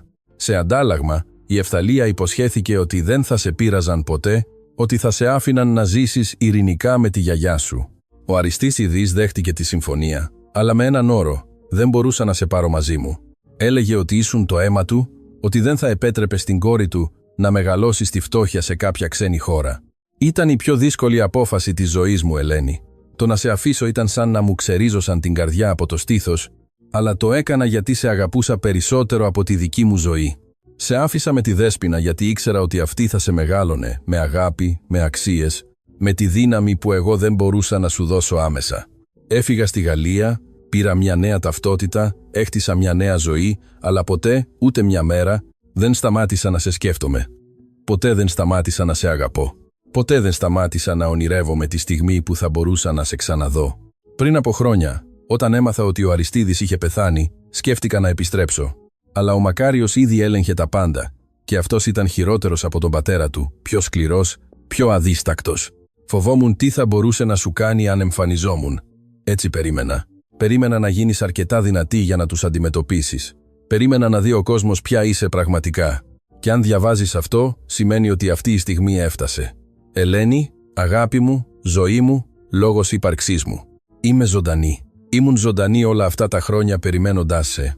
Και αν θέλεις να με βρεις, αν θέλεις να με γνωρίσεις, αν μπορείς να με συγχωρέσεις που σε άφησα, υπάρχει ένα μέρος στο Παρίσι, ένα μικρό καφέ στη Μονμάρτρη που λέγεται Le Refuge de Sam. Πηγαίνω εκεί κάθε Κυριακή πρωί εδώ και 20 χρόνια. Πάντα παραγγέλνω το ίδιο, καφέ μεγάλα και ένα κρουασάν. Πάντα κάθομαι στο ίδιο τραπέζι δίπλα στο παράθυρο και πάντα κοιτάζω προς την πόρτα, περιμένοντας τη μέρα που η κόρη μου θα μπει από αυτήν. Σε αγαπώ, Ελένη. Σε αγάπησα από τη στιγμή που ήξερα ότι υπήρχες. Θα σε αγαπώ μέχρι την τελευταία μου ανάσα. Η μητέρα σου, Ροζαλία. Η Ελένη τελείωσε να διαβάζει και η σιωπή που ακολούθησε ήταν απόλυτη. Τα δάκρυα κυλούσαν στο πρόσωπό της ανεξέλεγκτα, πέφτοντας πάνω στο χαρτί. Αναμειγνύονταν με λέξεις που είχαν περιμένει περισσότερο από 2 δεκαετίες για να διαβαστούν. Ο Νίκος έκλαιγε επίσης, χωρίς ντροπή, χωρίς να προσπαθεί να το κρύψει. «Είναι ζωντανή», ψιθύρισε η Ελένη. «Η μητέρα μου είναι ζωντανή. Πάντα ήταν, δεσποινής κρυστάλλι, περιμένοντάς σας, αγαπώντας σας από μακριά». Η Ελένη αγκάλιασε την επιστολή στο στήθος της, νιώθοντας σαν τα χέρια της μητέρας της να την περιβάλλουν μέσα από τον χρόνο και την απόσταση. Εκείνη τη στιγμή το τηλέφωνο της χτύπησε. Ήταν η Κατερίνα. «Ελένη, έχουμε το ένταλμα». Άνοιξαν τη θηρίδα ασφαλείας των Αλβανίδων και βρήκαμε κάτι που πρέπει να δεις επειγόντως, κάτι για τη μητέρα σου, κάτι που ο Μακάριος έκρυβε για χρόνια. Η Ελένη κοίταξε τον Νίκο, μετά την επιστολή, μετά το διαβατήριο με το όνομα Μαγκί Λόγκαν. «Έρχομαι». Γιατί η επιστολή της μητέρας της είχε απαντήσει πολλές ερωτήσεις, αλλά αυτό που την περίμενε σε αυτή τη θηρίδα ασφαλείας θα αποκάλυπτε ότι η ιστορία της Ροζαλίας κρυστάλλι ήταν πολύ πιο περίπλοκη από ό,τι κανείς είχε φανταστεί και ότι το ταξίδι της Ελένης μόλις άρχιζε. Η θηρίδα ασφαλείας των Αλβανίδων περιείχε δεκαετίες μυστικών, έγγραφα δωροδοκιών, παράνομα συμβόλαια, αποδεικτικά στοιχεία σκοτεινών επιχειρήσεων που θα έκαναν κάθε επιχειρηματική αυτοκρατορία να τρέμει. Αλλά τίποτα από αυτά δεν είχε σημασία για την Ελένη εκείνη τη στιγμή. Αυτό που είχε σημασία ήταν ένας φάκελος μανίλα με το όνομά της γραμμένο με μια γραφή που τώρα θα αναγνώριζε οπουδήποτε. Η γραφή της μητέρας της. Η Κατερίνα της το έδωσε με προσεκτικά χέρια. Ο Μακάριος το είχε φυλάξει εδώ χρόνια. Προφανώς, η Ροζαλία έστειλε αυτή την επιστολή στον Αριστίδη λίγο πριν πεθάνει, ζητώντας του να τη δώσει στην κόρη της. Εκείνος ποτέ δεν το έκανε και ο Μακάριος αποφάσισε να την θάψει μαζί με όλα τα άλλα μυστικά της. Η οικογένειά του. Η Ελένη άνοιξε τον φάκελο. Μέσα υπήρχε ένα μόνο φύλλο και μια πρόσφατη φωτογραφία. Στην εικόνα εμφανιζόταν μια γυναίκα με γκρίζα μαλλιά, λαμπερά μάτια και ένα χαμόγελο που ήταν ακριβώς το ίδιο με το δικό της. Η Ροζαλία, η μητέρα της, ζωντανή, αληθινή, να την περιμένει.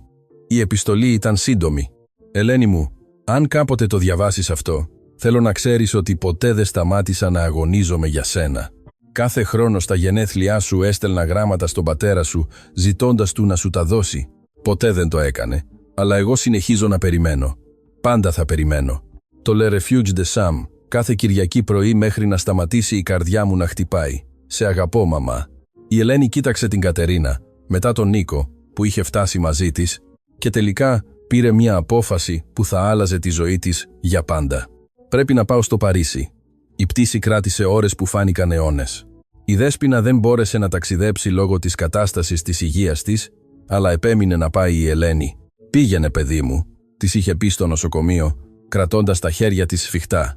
«Πήγαινε να βρεις τη Ροζαλία μου. Πες της ότι την συγχωρώ. Πες της ότι ποτέ δεν σταμάτησα να την αγαπώ. Και φέρε την πίσω στο σπίτι. Η Κατερίνα τα κανόνισε όλα. Τα εισιτήρια, το ξενοδοχείο, τις επαφές στη Γαλλία που θα βοηθούσαν αν κάτι πήγαινε στραβά. Το ρεπορτάζ για τους Αλβανίδες μπορούσε να περιμένει. Αυτό ήταν πιο σημαντικό. Ήταν Κυριακή όταν η Ελένη έφτασε στη Μονμάρτρη. Οι πλακόστρωτοι δρόμοι έλαμπαν κάτω από έναν ανοιξιάτικο ήλιο. Καλλιτέχνες ζωγράφιζαν στις γωνιές. Μουσικοί έπαιζαν μελωδίες που πλανιόνταν στον αέρα σαν υποσχέσεις. Και εκεί, σε ένα στενό δρομάκι, ήταν το καφέ που είχε αναφέρει η μητέρα της. Le refuge de Sam, tau omikron kappa alpha tau alpha figa maiota omikron tau omeganu ψιου. Η Ελένη στάθηκε μπροστά στην πόρτα. Η καρδιά της χτυπούσε τόσο δυνατά που νόμιζε ότι όλοι γύρω της μπορούσαν να την ακούσουν. Και αν η μητέρα της δεν ήταν εκεί, τι θα γινόταν αν είχε σταματήσει να πηγαίνει? Τι θα γινόταν αν μετά από τόσα χρόνια δεν ήθελε πλέον να βρεθεί? Αλλά τότε θυμήθηκε τα λόγια της Δέσποινας. Το θάρρος δεν είναι η απουσία φόβου, είναι η δράση παρά τον φόβο. Έσπρωξε την πόρτα και μπήκε. Το καφέ ήταν μικρό, φιλόξενο, με τοίχους καλυμμένους, με παλιές φωτογραφίες και τη μυρωδιά του φρεσκοκομμένου καφέ. Να, γεμίζει κάθε γωνιά. Υπήρχαν λίγοι άνθρωποι εκείνη την ώρα. Ένα νεαρό ζευγάρι σε μια γωνιά, ένας ηλικιωμένος που διάβαζε την εφημερίδα και δίπλα στο παράθυρο, σε ένα τραπέζι για δύο, μια γυναίκα με ασημένια μαλλιά. Κοιτούσε έξω στον δρόμο, με έκφραση κάποιου που έχει περιμένει μια ολόκληρη ζωή. Η Ελένη δεν μπορούσε να κουνηθεί, δεν μπορούσε να αναπνεύσει, δεν μπορούσε να κάνει τίποτα άλλο από το να κοιτάζει αυτή τη γυναίκα που ήταν η μητέρα της, που είχε θυσιάσει τα πάντα για να την προστατεύσει, που είχε περάσει περισσότερες από 2 δεκαετίες περιμένοντας αυτή τη στιγμή. Τότε η Ροζαλία γύρισε το κεφάλι της, τα μάτια τους συναντήθηκαν και ο κόσμος σταμάτησε. Η Ροζαλία έβαλε το χέρι της στο στήθος της, σαν η καρδιά της να απειλούσε να βγει έξω. Τα χείλη της έτρεμαν, σχηματίζοντας μια λέξη που δεν έφτασε να προφέρει. Δάκρυα άρχισαν να κυλούν στα μάγουλά της καθώς σηκωνόταν αργά, χωρίς να αποσπά το βλέμμα της από την Ελένη. «Ελένη!» Η φωνή της ήταν μόλις ψίθυρος. «Η Ελένη μου!» «Μαμά!» Αυτή η μία λέξη έσπασε το φράγμα που συγκρατούσε δεκαετίες πόνου, απουσίας, ανομολόγητης αγάπης. Η Ροζαλία έτρεξε προς την κόρη της και την τύλιξε σε μια αγκαλιά που φαινόταν να θέλει να ανακτήσει όλες τις χαμένες. Αγκαλιές, όλα τα φιλιά καληνύχτας, όλα τα δάκρυα που δεν μπόρεσε να στεγνώσει. «Το μωρό μου», η Ροζαλία αναφιλητούσε. «Το όμορφο μωρό μου, ήρθες, επιτέλους ήρθες». Η Ελένη έκλαιγε κι αυτή, κρατώντας σφιχτά τη μητέρα της, σαν να φοβόταν ότι θα εξαφανιζόταν ξανά. «Σε βρήκα, μαμά, σε βρήκα». Παρέμειναν αγκαλιασμένες για λεπτά που φάνηκαν ώρες, ενώ οι άλλοι πελάτες του καφέ παρακολουθούσαν συγκινημένοι, χωρίς να καταλαβαίνουν πλήρως τι παρακολουθούσαν, αλλά νιώθοντας το μέγεθος της στιγμής. Όταν επιτέλους χωρίστηκαν, η Ροζαλία πήρε το πρόσωπο της Ελένης στα χέρια της, μελετώντας κάθε λεπτομέρεια, σαν να ήθελε να απομνημονεύσει κάθε γραμμή, κάθε έκφραση. «Είσαι όμορφη», ψιθύρισε. «Πιο όμορφη από όσο φαντάστηκα ποτέ. Και αυτά τα μάτια. Έχεις τα μάτια μου και το χαμόγελό σου», σύμφωνα με τη γιαγιά. «Μαμά, η Δέσποινα, πώς είναι η μητέρα μου? Σε περιμένει. Είναι άρρωστη, αλλά αγωνίζεται. Θέλει να σε δει, μαμά. Θέλει να επιστρέψει σπίτι». Η Ροζαλία έκλεισε τα μάτια της, νέα δάκρυα κυλούσαν. «Μπορεί να με συγχωρέσει, αφού την εγκατέλειψα. Σε συγχώρεσε εδώ και πολύ καιρό. Θέλει απλώς να σε αγκαλιάσει ακόμα μια φορά». Κάθισαν μαζί στο τραπέζι δίπλα στο παράθυρο. Το ίδιο τραπέζι, όπου η Ροζαλία περίμενε για 20 χρόνια. Και μίλησαν. Μίλησαν για ώρες, μοιράστηκαν ιστορίες, γέμισαν κενά, έχτισαν γέφυρες πάνω από το χάσμα του χρόνου που τις είχε χωρίσει.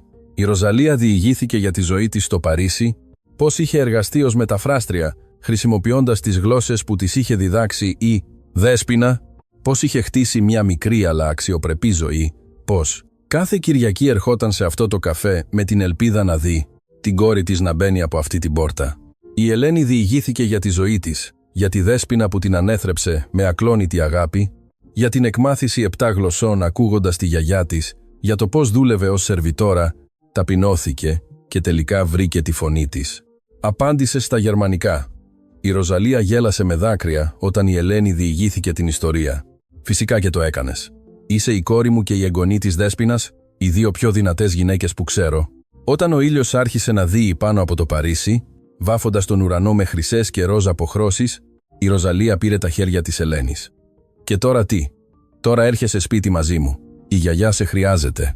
Εγώ σε χρειάζομαι. Δεν υπάρχει πλέον κανείς να κρυφτείς, μαμά. Οι Αλβανίδες τελείωσαν. Ο Μακάριος και ο Δημήτρης θα αντιμετωπίσουν τη δικαιοσύνη για όλα όσα έκαναν και εσύ αξίζεις να ανακτήσεις τη ζωή σου. Η Ροζαλία κοίταξε έξω από το παράθυρο προς τους δρόμους της πόλης, που ήταν το καταφύγιό της τόσο καιρό. Πέρασα περισσότερα από 20 χρόνια φεύγοντας, Ελένη, κρυμμένη, ζώντας μισή ζωή, γιατί το άλλο μισό της καρδιάς μου ήταν μαζί σου. Πραγματικά μπορώ να επιστρέψω. Πραγματικά μπορώ να ξαναρχίσω. Όχι να ξαναρχίσεις, μαμά. Να συνεχίσεις. Να συνεχίσεις από εκεί που μας χώρισαν άδικα. Να συνεχίσεις να είσαι οικογένεια. Εβδομάδες αργότερα, στο αεροδρόμιο της πόλης, η Δέσποινα περίμενε σε αναπηρικό καροτσάκι περικυκλωμένη από την Κατερίνα, τον Νίκο και την ιατρική ομάδα που είχε επιμείνει να την συνοδεύσει. Όταν οι πόρτες των διεθνών αφήξεων άνοιξαν και εμφανίστηκε η Ελένη κρατώντας από το μπράτσο μια γυναίκα με ασημένια μαλλιά, η κραυγή που ξέφυγε από τη Δέσποινα ήταν καθαρά ζωώδης. Ο ήχος μιας μητέρας που βρίσκει την χαμένη κόρη της. Η Ροζαλία έτρεξε προς αυτήν, γονατίζοντας μπροστά στο αναπηρικό καροτσάκι, παίρνοντας τα χέρια της μητέρας της. «Μαμά, συγχώρεσέ με που σε άφησα, συγχώρεσέ με για όλα». Η Δέσποινα την αγκάλιασε με τη λιγοστή δύναμη που της είχε απομείνει, αλλά με όλη την αγάπη που είχε φυλάξει για δεκαετίες. «Δεν υπάρχει τίποτα να συγχωρέσεις, παιδί μου. Είσαι εδώ, είσαι ζωντανή. Αυτό είναι το μόνο που έχει σημασία». Η Ελένη παρακολουθούσε τη σκηνή με δάκρυα να κυλούν στα μάγουλά της. 3 γενιές γυναικών, κρυστάλλι, επιτέλους επανενωμένες. 3 γυναίκες που είχαν επιβιώσει από αδύνατες απώλειες, τρομερές αδικίες και σκληρούς χωρισμούς, αλλά που ποτέ μα ποτέ δεν είχαν σταματήσει να αγαπούν η μία την άλλη. Η Κατερίνα δημοσίευσε το ρεπορτάζ της εβδομάδες αργότερα. Η ιστορία των Αλβανίδων και της πτώσης τους ήταν εθνική είδηση για μήνες. Ο Μακάριος και ο Δημήτρης καταδικάστηκαν για πολλαπλές κατηγορίες, χάνοντας όχι μόνο την ελευθερία τους, αλλά και ολόκληρη την αυτοκρατορία που είχαν χτίσει πάνω σε ψέματα και σκληρότητα. Το νοσοκομείο Άγιος Γεώργιος σώθηκε χάρη σε έναν συνασπισμό ηθικών επενδυτών που η Κατερίνα βοήθησε να συγκεντρωθούν. Η Δέσποινα μπόρεσε να συνεχίσει τη θεραπεία της χωρίς ανησυχίες, περιτριγυρισμένη τώρα από την κόρη και την εγγονή της. Η Ελένη δέχτηκε προσφορές εργασίας από διεθνείς μεταφραστικές εταιρείες, αναγνωρισμένα πανεπιστήμια και ανθρωπιστικές οργανώσεις που ήθελαν να εκμεταλλευτούν το χάρισμά της με τις γλώσσες, αλλά επέλεξε κάτι διαφορετικό. Ίδρυσε μια δωρεάν σχολή γλωσσών για νέους χωρίς πόρους, διδάσκοντας με τον ίδιο τρόπο που της είχε διδάξει η Δέσποινα, με υπομονή, με αγάπη, με τη βεβαιότητα ότι η γνώση είναι το πιο ισχυρό όπλο κατά της αδικίας. Την ονόμασε «Σχολή Γλωσσών Ροζαλία Δέσποινα Κρυστάλλι». Ένα ανοιξιάτικο απόγευμα, η Ελένη καθόταν στον κήπο του νέου της σπιτιού, παρακολουθώντας τη μητέρα της και τη γιαγιά της να συνομιλούν κάτω από τη σκιά ενός δέντρου. Η Δέσποινα γελούσε με κάτι που έλεγε η Ροζαλία, ένας ήχος που η Ελένη νόμιζε ότι δεν θα άκουγε ποτέ. Η Ροζαλία παρατήρησε το βλέμμα της και της χαμογέλασε, απλώνοντας ένα χέρι προς αυτήν. «Έλα εδώ, παιδί μου, κάθισε μαζί μας». Η Ελένη της ακολούθησε, καθίζοντας στο γρασίδι ανάμεσα στις 2 γυναίκες που αγαπούσε περισσότερο στον κόσμο. «Ξέρετε τι έμαθα από όλα αυτά», είπε απαλά. «Τι, αγάπη μου?» ρώτησε η Δέσποινα. «Ότι η πιο σημαντική γλώσσα δεν είναι τα γερμανικά, ούτε τα γαλλικά, ούτε καμία από τις 7 που μιλάω. Η πιο σημαντική γλώσσα είναι η αγάπη και αυτή την έμαθα από εσάς». Η Ροζαλία και η Δέσποινα αντάλλαξαν ένα βλέμμα. Τα μάτια τους έλαμπαν με δάκρυα ευτυχίας. «Και την μιλάς τέλεια, παιδί μου». Η Ροζαλία της φίλησε το μέτωπο. «Την μιλάς τέλεια». Ο ήλιος έδιε πάνω από την πόλη, βάφοντας τον ουρανό με τις ίδιες χρυσές και ροζ αποχρώσεις που η Ελένη είχε δει στο Παρίσι την ημέρα που βρήκε τη μητέρα της. Αλλά τώρα αυτά τα χρώματα είχαν ένα διαφορετικό νόημα. Δεν ήταν πλέον το τέλος μιας μέρας, ήταν η αρχή μιας νέας ζωής. Μια ζωή όπου 3 γυναίκες που ο κόσμος είχε προσπαθήσει να χωρίσει επιτέλους ήταν μαζί. Μια ζωή όπου η αλήθεια είχε θριαμβεύσει επί των ψεμάτων. Μια ζωή όπου η αγάπη είχε νικήσει τη δύναμη. Και αυτή η ζωή, η Ελένη το ήξερε με απόλυτη βεβαιότητα, ήταν το καλύτερο τέλος που θα μπορούσε ποτέ να φανταστεί, γιατί δεν ήταν πραγματικά ένα τέλος, ήταν η αρχή όλων όσων έπρεπε πάντα να είναι.